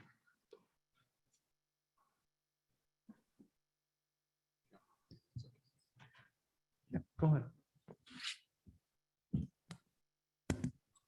So yeah, we discussed this as a board. They are certified as a BCBA behaviorist. They are certified for those kind of clinical certifications that they need. They are not certified as an instructional employee. This employee does not have instructional duties. So we needed a job description that matched it. And what is the, how much does this cost? These are existing behaviors in the district as we speak. Thank you. This person has been employed in our district for the past 4 years. Well, who is this person? I would have to reach out to the Director of Special Services to return a name for you. So you're approving, The approval, let me be clear, the approval is simply to change the job description in our district so we will be QSAC compliant. When QSAC, that is the New Jersey Department of Education, comes in and evaluates us, they will be looking at certificated staff and that the certificates of the staff meet with the job descriptions. so where is the job description? It's not attached. Oh, my apologies, Mrs. DeSantis. I will make sure that is posted on the website.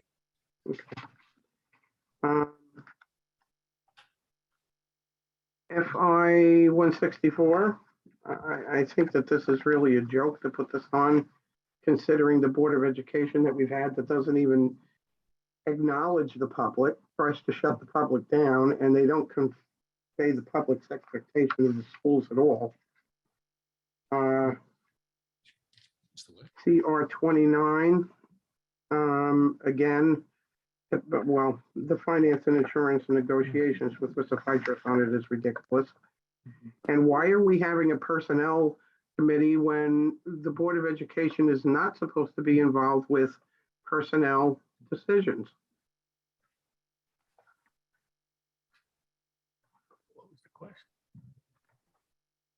P 161. Jamie Hasselberger, she's a supervisor. Why would she be getting a stipend? Supervisors don't get stipends. And the three below the titles, or is this after school programs? And SEL, is that an after school program?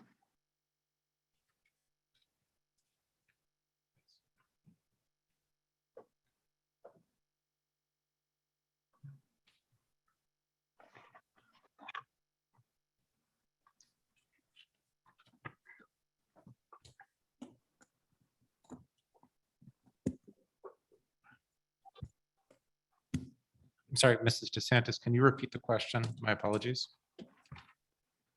Okay, P 181. Jamie Hasselberger, she's a supervisor, isn't that part of her job, number one?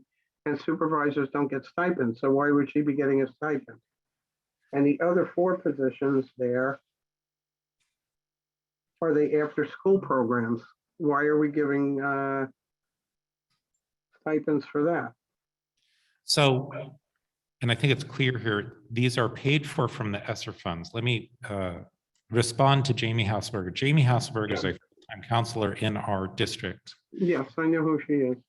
Okay, so these positions, which I'm holding in front of me, which the board approved 2 months ago, were paid for out of ESSER grants for other student contact time. For example, there's a report that came out recently in the past month. There's a lot of solid research behind high dosage mentoring and one-to-one tutorials to help out in this era of learning loss and the pandemic. These positions, for example, such as Jamie Hasselberger, is being paid additionally off-clock hours to work with students to mentor them, because during her job, she doesn't necessarily have time to work with individual students or identify individual students and then work with them individually. These other four positions are like that also. And I refer to the postings that we posted to all of our staff a month ago. I'll be happy to read the postings of a job description. I think you mentioned social emotional learning, and I'll go ahead and read that if you would like. I just want, are these after-school programs? I'm sorry, can you repeat your question, Mr. Santos? Are these positions after-school programs? These are all after-school programs. Yes, they were off-clock hours after school. Okay. And I just want to make a statement about these 1 o'clock sessions. I think that it would have been more beneficial to put the kids on remote learning for the week, so they had a full day of school. You had the teachers there till 3 o'clock and the students there till 1 o'clock. They were getting 20-minute periods when they could have gotten an entire period if they had been home. That's it. Thank you for your comment. I do want to address one thing with the abbreviated days, because our elementary principals worked really hard on this and made sure that when they weren't serving lunch, when you took lunch out of the schedule, they revised the schedule for teacher-student contact time. The students at the elementary school only lost about 30 minutes of teacher instructional time because the principals worked very hard to make sure they made the most out of those days. I understand what you're saying, but the kids at the high school had 20-minute periods, and they, the teacher can't teach in 20 minutes. If they had been remote, they would have gotten their full day and would have had a full day of school and a full day of their periods. So they just missed another week. Thank you for your comments, Mr. Santos. We're going to move on to our next person. Good evening, Mrs. Gottlieb. Liberty Street, apartment 102. Three things. First of all, well, one was touched on by Mrs. DeSantis. One second, Mrs. Leslie, Ms. can you Gottlieb. pull that mic down a Yeah, little? we couldn't hear you. I'm sorry. Okay. Can you repeat yourself? Your Leslie name? Gottlieb, 464A Liberty Street, apartment 102, Little Ferry. Three things. One touched on by Mrs. DeSantos, the job descriptions were missing. Number two, I noticed a big spike in the ELA scores for 9th grade. Now, the 9th grade test was based on the 8th grade knowledge, right? Did anybody do any analysis, just out of curiosity, between the kids coming in from Little Ferry and the Ridgefield Park kids? I don't know if that had anything to do with the spike. And the last thing, it's on agenda item. I was very sorry to read tonight of the resignation of Mr. Quackenbush, our business department teacher. He's built that department. He's done DECA. He's been very involved in things. He was an influence on my son in his decision to attend Montclair State. So I am very sorry to hear of this, whatever circumstances led to his resignation mid-year. Hopefully you guys can find a suitable replacement. Thank you, Mrs. Gottlieb. Anybody else? All right, George, let's go. Okay, I'd like to move on to resolutions. Faculty and programming with Chair Berlinda Rodriguez, please move.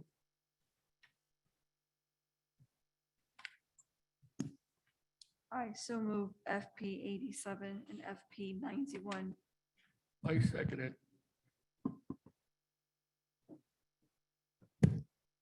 Mr. Phytros? Mr. Gibbons? Mr. Gomes? Yes. Mrs. McNeil? Yes. Mr. Martinez? Yes. Mrs. Orth? Mrs. Rodriguez? Yes. Mr. Verselli? Yes. Mr. Cathcart? Yes. President Fernandez? Motion approved. I'd like to proceed in moving finance and insurance for Chair Bernard Gomes. I so move FI 157 to 169. Second. Any comments or questions regarding FI 157 through FI 169? Seeing none. Mr. Phytros? Mr. Gibbons? Mr. Gomes? Yes. Mrs. McNeil? Yes. Mr. Martinez? Yes. Mr. Orth? Mrs. Orth, sorry. Mrs. Rodriguez? Yes to all, but I'm an abstention on FI 160. Thank you. Mr. Verselli? Yes. Mr. Cathcart?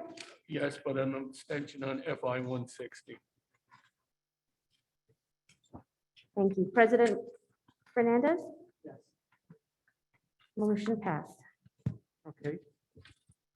I'd like to move consent agenda CR 28 and CR 29. Second. Second. Who's the first? George. Thank you. Any questions or comments regarding CR 28 through CR 29? Seeing none. Mr. Phytros? Mr. Gibbons? Mr. Gomes? Yes. Mrs. McNeil? Yes. Dr. Martinez? Yes. Mrs. Orth? Yes. Mrs. Rodriguez? Yes. Mr. Verselli? Yes. Mr. Cathcart? Yes. President Fernandez? Motion passed. Personnel agenda, will trustee Tom Verselli please move? I so move P 146 to P 162. I'll second it.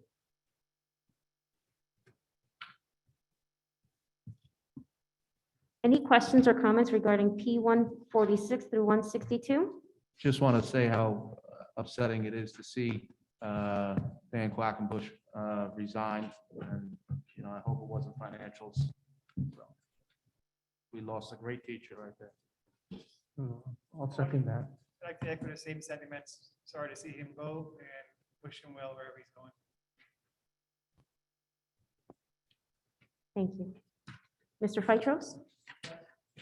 Mr. Gibbons? Mr. Gomes? Yes. Mrs. McNeil? Yes. Dr. Martinez? Yes. Mrs. Orth? Yes. Mrs. Rodriguez? Yes. Mr. Verselli? Yes. Mr. Cathcart? I'll be yes and all, but I'll be an abstention on 154 and 155. Thank you. President Fernandez? Motion passed.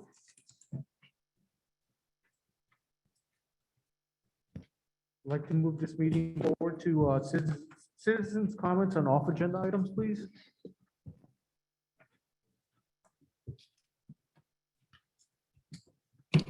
If you could just speak into the microphone so we can hear your name and address, please.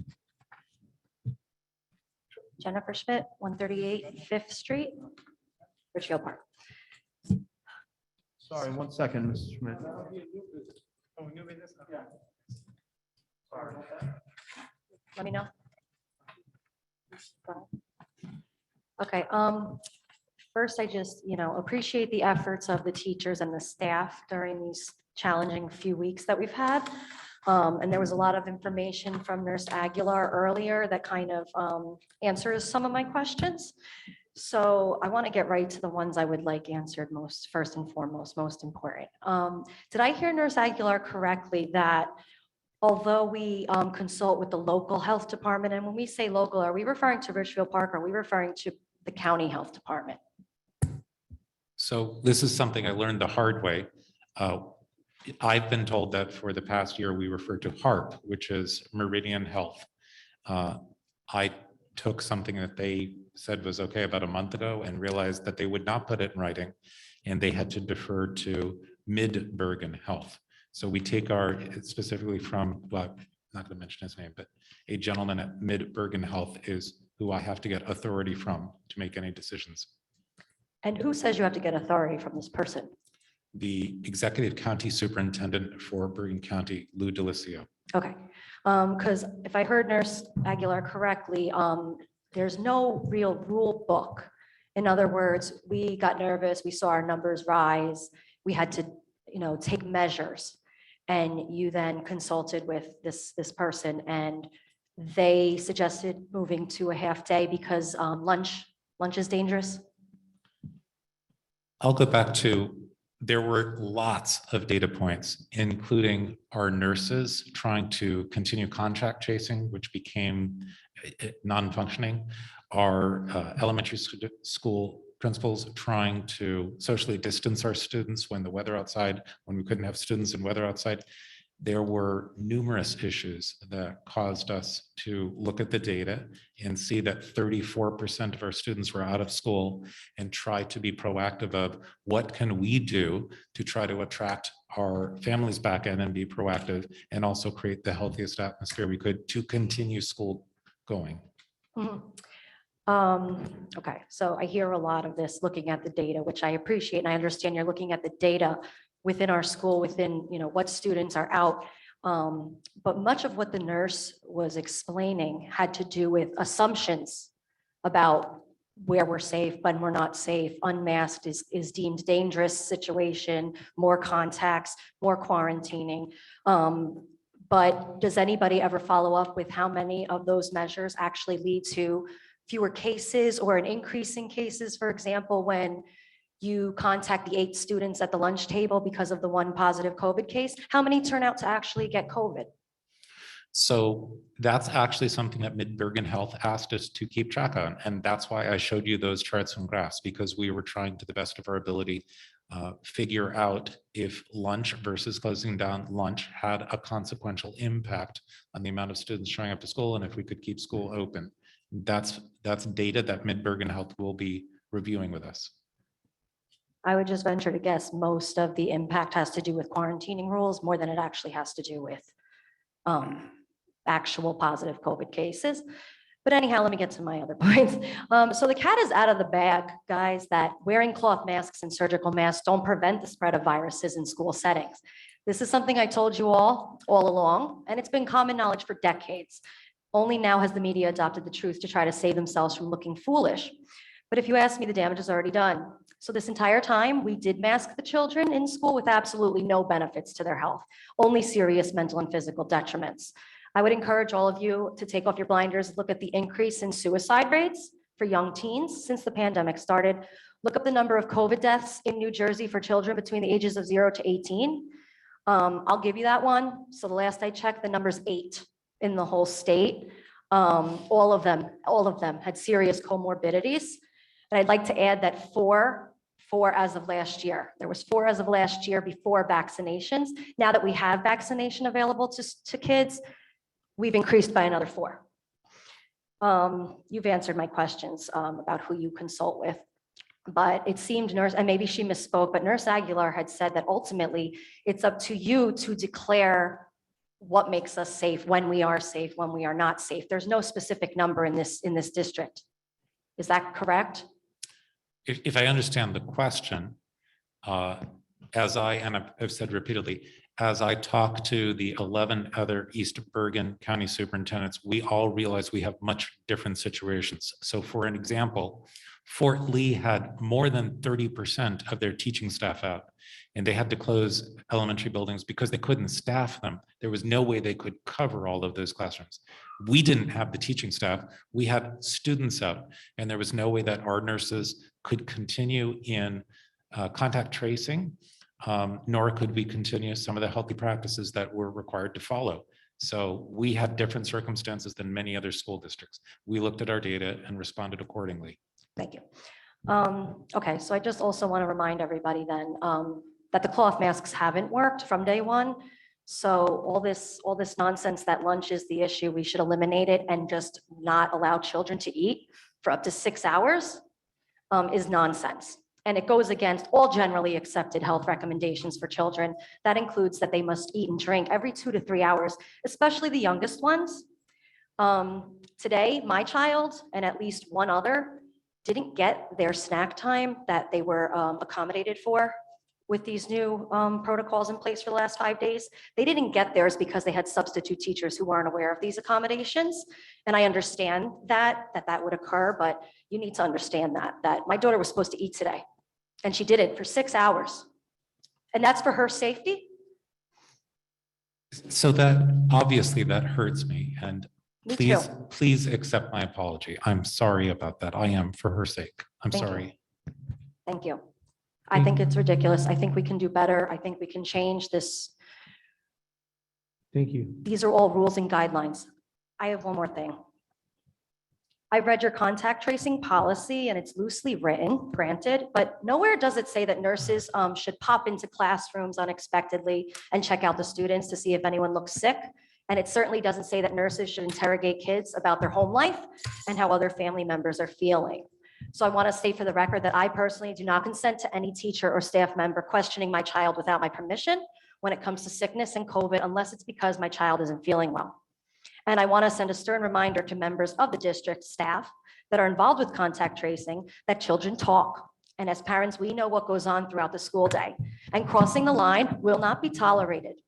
But Dr. Haynes, you can clarify if I'm not understanding the contact tracing policy, or if there's more to it that I should be aware of or other parents should be aware of.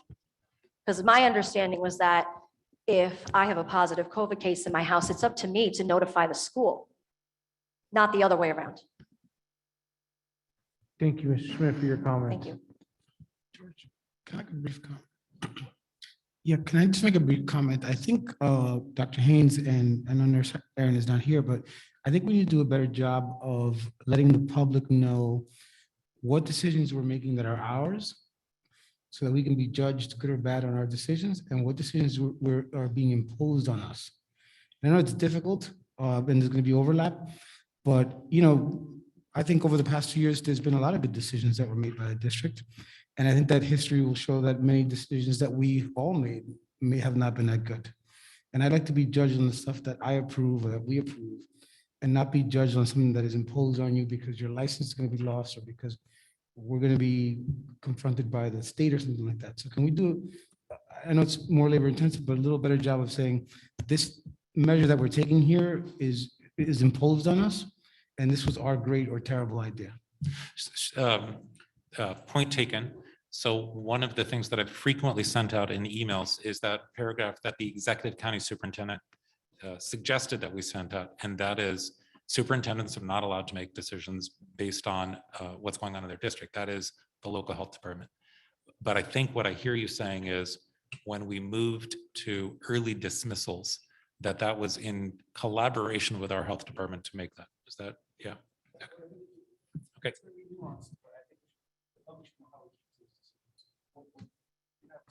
Didn't have a decision, right? Okay.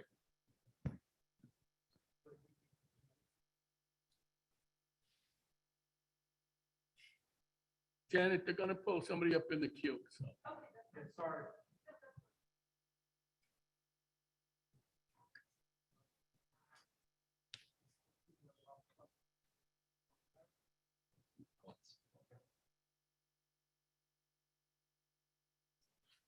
Good evening, everyone.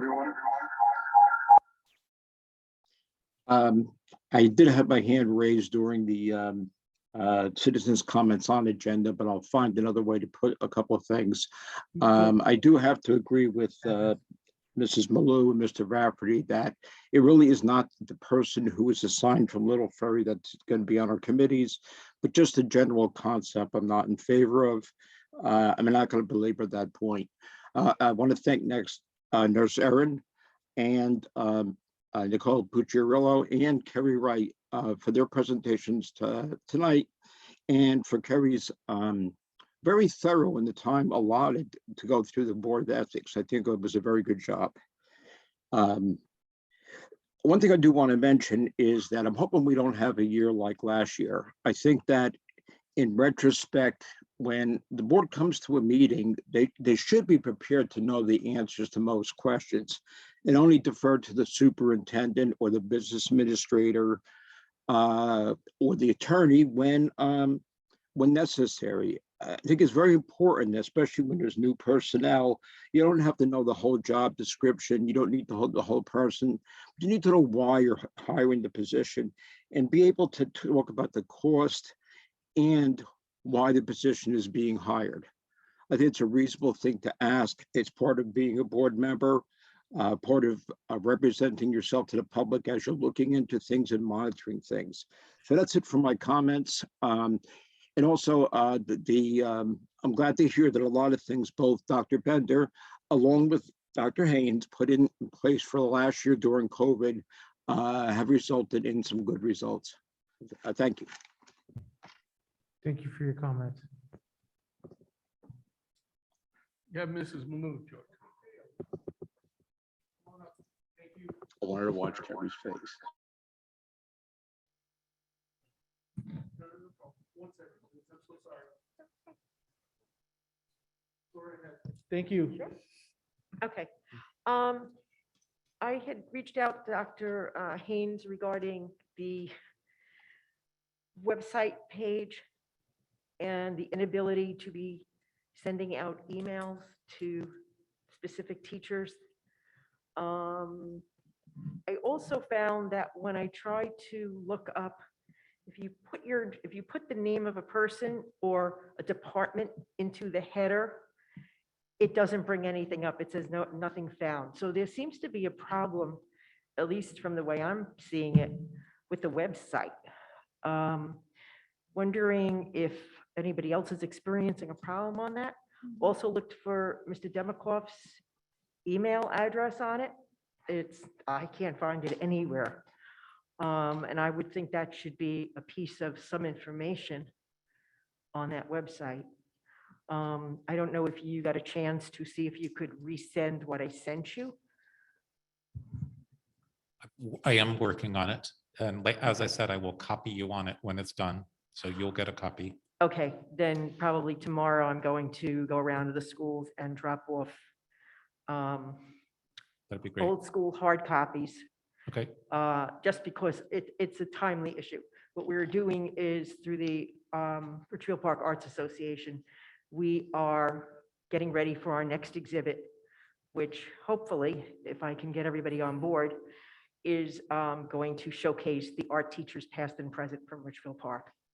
And through this pandemic, how they were able to try to keep the arts alive.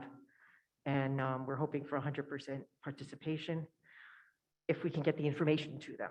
That's become the difficulty. Okay, and just one other question that I'm curious about. We went to the half days or shortened days because of the lunch situation. Has there been any exploration or thought about, because I know you have the stipend for added teachers to be watching that the kids are distancing themselves.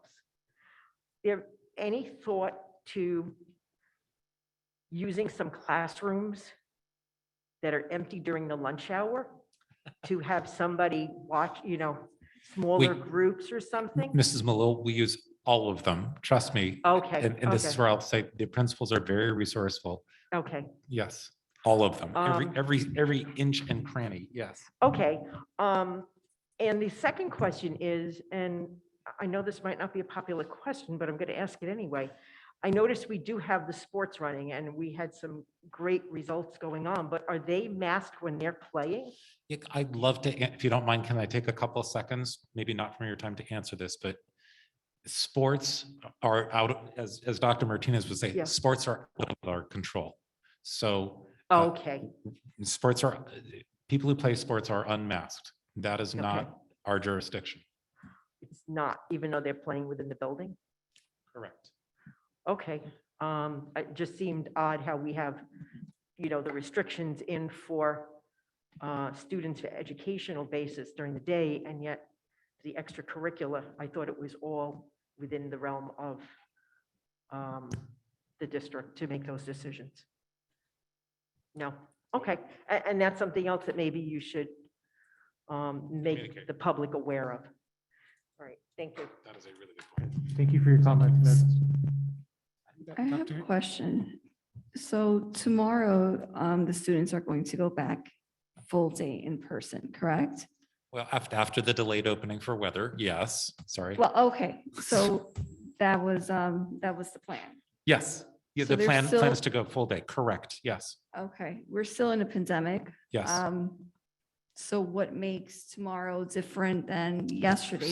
So, and this goes back to So- the health department. So when I brought that data to Mid-Bergen Health and said, we'd like to take some days off for that person determines how long you can use early dismissal days for your school, and suggested 1 week, which really turned out to 5 days because of Martin Luther King Day. Again, that's a little beyond our control. That's a Okay. dance. So there is a possibility that we might find ourselves again on a half a day schedule or 1 o'clock dismissal. If that happens, and I'll take the advice that I've heard here tonight, that would require me and our administrators and our nurses to work together to create a compelling case looking at the data of why we'd need to do that, go to Mid-Bergen Health and suggest that this is something that would make our environment safer and healthier for kids. At this time, we do not have that plan. Okay. I mean, we're not the only district in this position, and many districts, they're still somehow able to provide a full day schedule. And sitting down here, looking at the data that was presented by Ms. Petrelli and Ms. Rodriguez, that our children cannot lose any instructional Absolutely time. agreed. That's why we And want to stay 30, in school. yes, 30 minutes, you stated that the principals at the elementary level, they did an amazing job. Children only lost 30 minutes, but those 30 minutes are valuable when those 30 minutes, the child is either in a strategy group, guided reading, or related services, or just socialization, socializing with their peers. So is there, if we have to go back to 1 o'clock dismissal, and I really do hope not, because our children are losing out, is there a possibility to redo the schedule so then the children can get instructional time if, God forbid, we have to go remote? It's 30 minutes is 30 minutes. 30 minutes may not seem a lot, but 30 minutes is a lot. You can do a mini lesson in 10 minutes. So I'm going to give 2 answers, Berlinda, if you don't mind. I, more than anybody, because I chose this profession like many people who are in education because I love seeing kids being engaged and inspired and in a classroom and learning with their peers. That's what we do. I hate the idea that they are remote. I'm a tech guy, right? But I hate the idea that they're remote and they're socially isolated. It's all the research says you live it, these kids. It's not good for kids. I'll be the last one who recommends anything like that. Okay. The second part here, and it was something that I missed saying when Nicole Pucciarella presented the ELA scores for our elementary students. And there was a comment made that, gee, is there something happening when our Little Ferry students come over, because it seems like we get a bump in scores. I want to dig into that data more, because what I have noticed is in most Bergen County schools, the general classroom minutes for ELA is 120. That's for reading and writing per day, every day, 5 days a week. Not in this district. In this district, it's between 80 and 100 minutes per day. And to your point, when you add that up, that's about 2.5 hours per week. That is a huge difference and puts our kids at a disadvantage. And it's something that I will be looking at and looking for your support in changing next year, because that has to change, because our kids need more No, time. it's Absolutely agreed. reflected in our scores. Absolutely agreed. Couldn't say it more. Those are some of the things that we're looking at. Yes. Okay, thank you. Okay.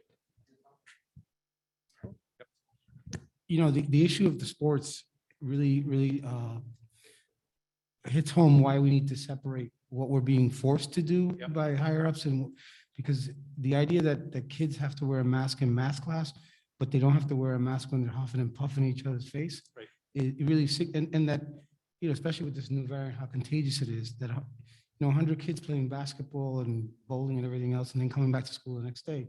Like, some of our policies really don't make sense. And by our, I mean all of us. And so I think that, you know, I'm okay being held accountable for the silly stuff that we do, but I'm not okay being held accountable for what's coming out of Trenton or somewhere else, and it may not be possible.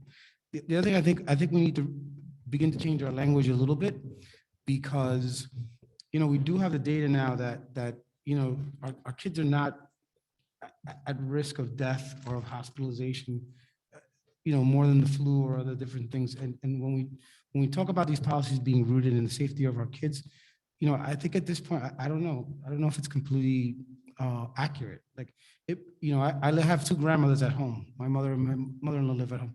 My kids made a lot of sacrifices for their grandmothers, but we were very clear with them for most of the pandemic that this probably doesn't affect them directly.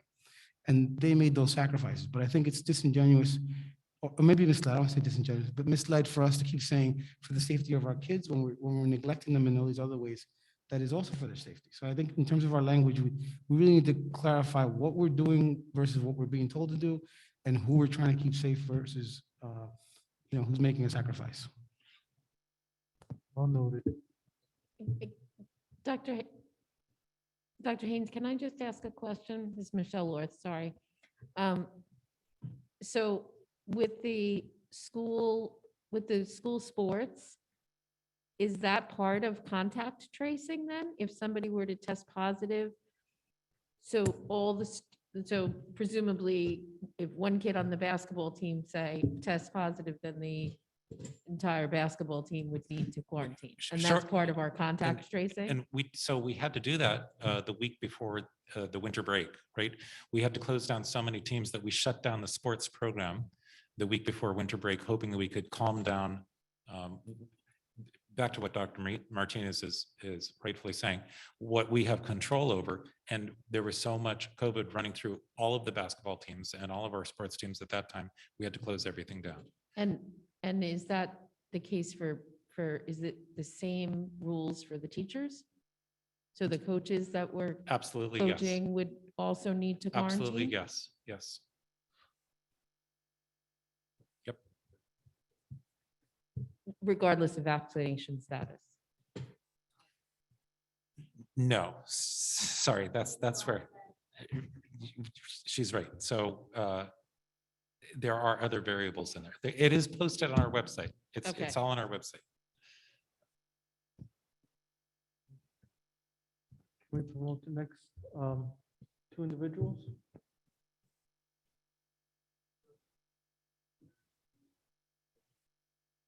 Two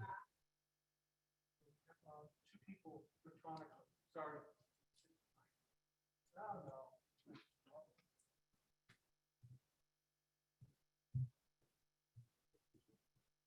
Can you hear me? Yes. Can you please state your name and your address, please? It's Susan DeSantis. I'd like to say thank you to Angela Bender for the presentation that was tonight, because I know a lot of what you talked about was already in place. Also bringing up the teaching channel, because Grant School's been using it for years, and maybe it's one of the reasons why their scores were so much higher than Lincoln and Roosevelt. Would be nice to see all schools on the same page. Mr. Demikoff, When you brought up the cost of the litigation for Dr. Bender, did that include the ethics complaint that's going on now? Haven't gotten that bill yet for the December billing, so I didn't see, I mean, it's a litigation number, and I didn't have any indication of how to split that out. So I just gave a number, and it would include both, as far as Okay. I'm concerned. Okay, thank you. As far as sports goes, the CDC recommends that with low and intermediate risk sports that they're tested once a week, which would be basketball, bowling, and weights and indoor track right now. And that wrestling, since it's a high-risk sport, that these kids should be tested twice a week. I'd like to know if that's happening.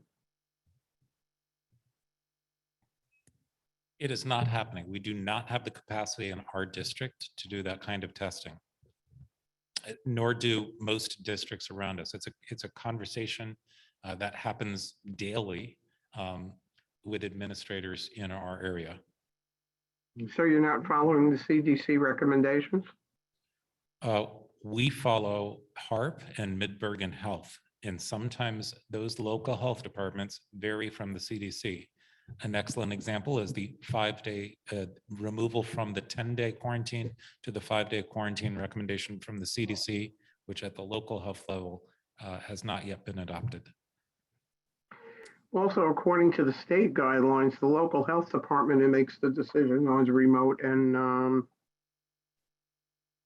I guess hybrid or whatever you want to call it learning. Why are you going to the county when it's supposed to, according to the state, be the local health department making the decision? Because when my executive county superintendent tells me that I need things in writing from them and then to report back to him, because the executive county superintendent has to report back to the state, I follow my chain of command. Okay. All right, that's all I have tonight. Thank you. Thank you for your comments. It's hard. That's all I will do. And every district, by the way,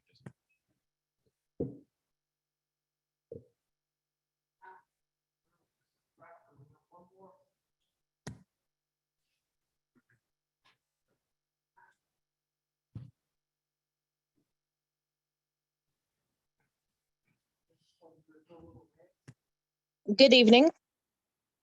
Christina Ramos, 382 Teaneck Road. Can you hear me? Yes, we can hear you. Good evening, Ms. Ramos. Good evening. I want to agree with Dr. Martinez and Ms. Malou. Although I'm grateful for the measures being taken to keep our children safe, I also have to take notice in the inconsistency of these decisions being made as far as having a half day opposed to a full day, but yet lunchtime is dangerous, but having sports and having contact and games with against other schools and other children out of town, and it is okay and safe. So I just don't understand. I wish that if we're going to make a decision, it'll be a full bold decision where it doesn't contradict the goal of what we're actually trying to prevent, which is getting more infection, getting more of our students, getting this virus, bringing it back home. Unfortunately, it hit home, after being 2 years of escaping this vicious virus. It came home to us. And although my little one, it didn't seem to faze her. In 24 hours, she was jumping and TikToking around, and my husband also in 24 hours was okay. I, however, was not as fortunate, but I'm well now. But, I just feel like sometimes the decisions being made, it just doesn't make sense for the end cause when we're doing other things that it just doesn't align. Lunch is dangerous, but playing and sweating on top of each other is not. So I just want to understand that. And is that decision coming from, who is that decision coming from? Like, how do you guys come up with lunch being more dangerous than the other?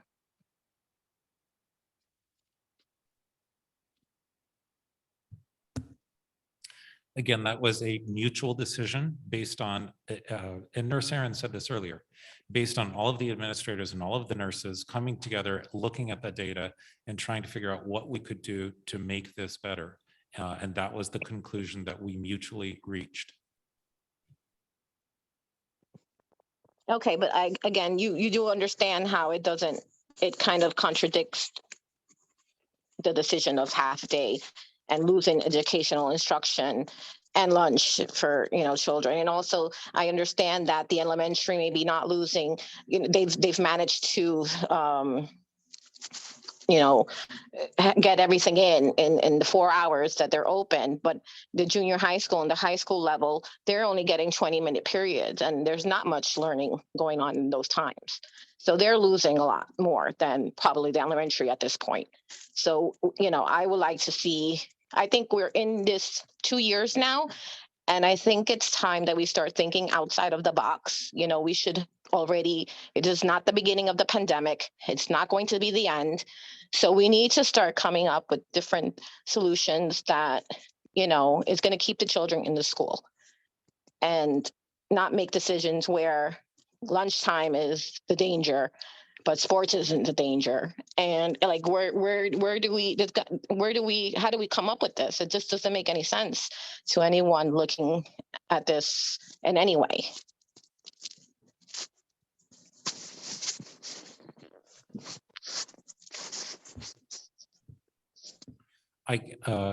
Mrs. Ramos, I don't disagree. There are very conflicting decisions here. And as Dr. Martinez said, I think providing the public with what we can and what we can't do and the decisions that we're allowed to make versus those we can't is something that I'll be happy to post on the website again. We do have a district plan there. If you click over to the superintendent's page and look under communications, you'll see it there. But I'll be happy to post more information of what we can and can't change. And one last comment, just because I've been attending meetings for several years now, and it's always been questionable as to why Mr. Feitros is always being placed on our finance committee. I don't think it's, speaking from a financial background, I don't believe that it's in our best interest to have Mr. Feitros on our committee. And I've stated that several times in the past, maybe 2 superintendents ago. And there's always been a conflict with the contracts and money. So at what point are we going to draw a line in the sand and say, and how long are we going to continue paying these litigation fees? Because it seems like they never want to pay. They're never happy to any contract. They were only happy when they had a sweetheart contract made years ago with Dr. Richardson. He's long and gone. We are in different times now. And after the forensic report was done a few years back, it was found that they were underpaying our tuition. They were not in line with what other school districts were paying for, their districts for shared districts. So I don't know why Little Ferry keeps thinking that they can get away with lowballing us in their tuition fees and continuously taking us to court. We're paying these additional fees, litigation fees, when this fees can be used on our students. How many years are we going to be going through this? I mean, at some point, unfortunately, Little Ferry and RP are supposed to be one unit, correct? They're saying how we're supposed to be unified. Well, we're not really unified if they keep taking us to court because they don't like the tuition fees. By law, they're supposed to be paying us. We need to stop. Either we're going to cut ties with Little Ferry, because we can't keep going to litigation year after year. We're losing a lot of.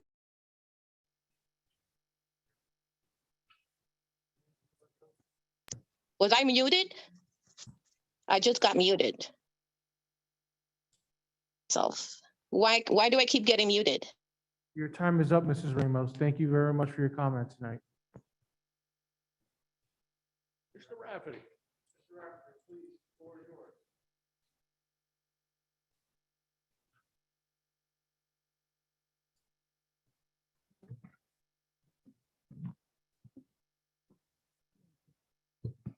like to start off by thanking Mr. Phytros for giving me a straight, honest answer. Okay, we're gonna have to go to court to settle it. That's their right. I did not mean to paint you in any manner, sir. It is not a personal thing. It is a tax thing. You have every right to pursue it. But this way, instead of no one knows what's going on now, we know what's happening, correct? That started a couple of meetings ago. I asked Mr. Fernandez something. He looked into something. He was good enough to get me the information. We spoke about it. We had some communication. Spoke with the state monitor. Now we know exactly what's what. I hope that's a good example of things to come for the year. Until the last speaker, nobody has been cut off. There's been no timer and no book. Every question has been answered. I hope that is another thing coming in this year where we can sit down and talk. Simple as that. One quick thought in regards to COVID. I don't mean to sound like FDR, but it also connects to the decisions being made, and that is fear. That's why students are out. We may be overreacting when it comes to decisions. So maybe we just need to chill out a little bit and try to make some decisions. COVID is not an easy thing. There's no black and white to COVID. Everyone's doing the best they can, simple as that. I'll finish up real quickly with something I hope to see an end to soon, and that is Dr. Bender. In the June, Dr. Bender was sent home on a no confidence vote. 6 months later, we've come up with ethics charges against her, which have nothing to do with a no confidence vote. The whole thing has been a nightmare, and I would love to see our Board of Education sit down, talk it out, and do what's right, simple as that. Because in the end, we all know how that's going to go. And let us move forward. Mr. Fernandez, very good meeting, thank you. Dr. Haynes, as I promised, I'd like to thank the nurse who recently I had some problems with my daughter. The nurse called both days to check on things, and anyone who takes the time to do that is okay in my book. Okay, thank you. George, can I just make a comment? George, I'm not, it has been a good meeting, and I hope we go forward like this, but I really wasn't comfortable with Ms. Ramos being muted. I know she went over her time. Several other people went over their times, and I thought the dialogue was much more natural and much more productive than when we just stare them in the face and not answer. But, you know, we work for the public, and I don't think she was being disrespectful. She wasn't being loud. She wasn't attacking individual board members. She did go over a little bit. And it's also not our policy to mute. That's not in our policy to mute people. So I know there was a back and forth communication. I'm not pointing fingers, but I think we need to be really careful that, I know it's getting late, we're all hungry, but we really can't mute members of the public who are asking us legitimate questions in a respectful tone. Noted.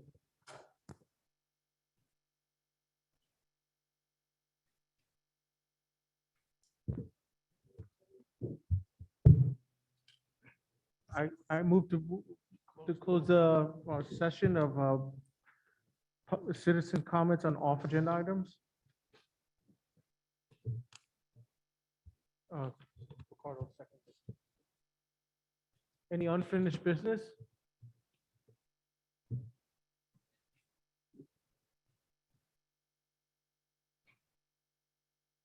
Seeing none.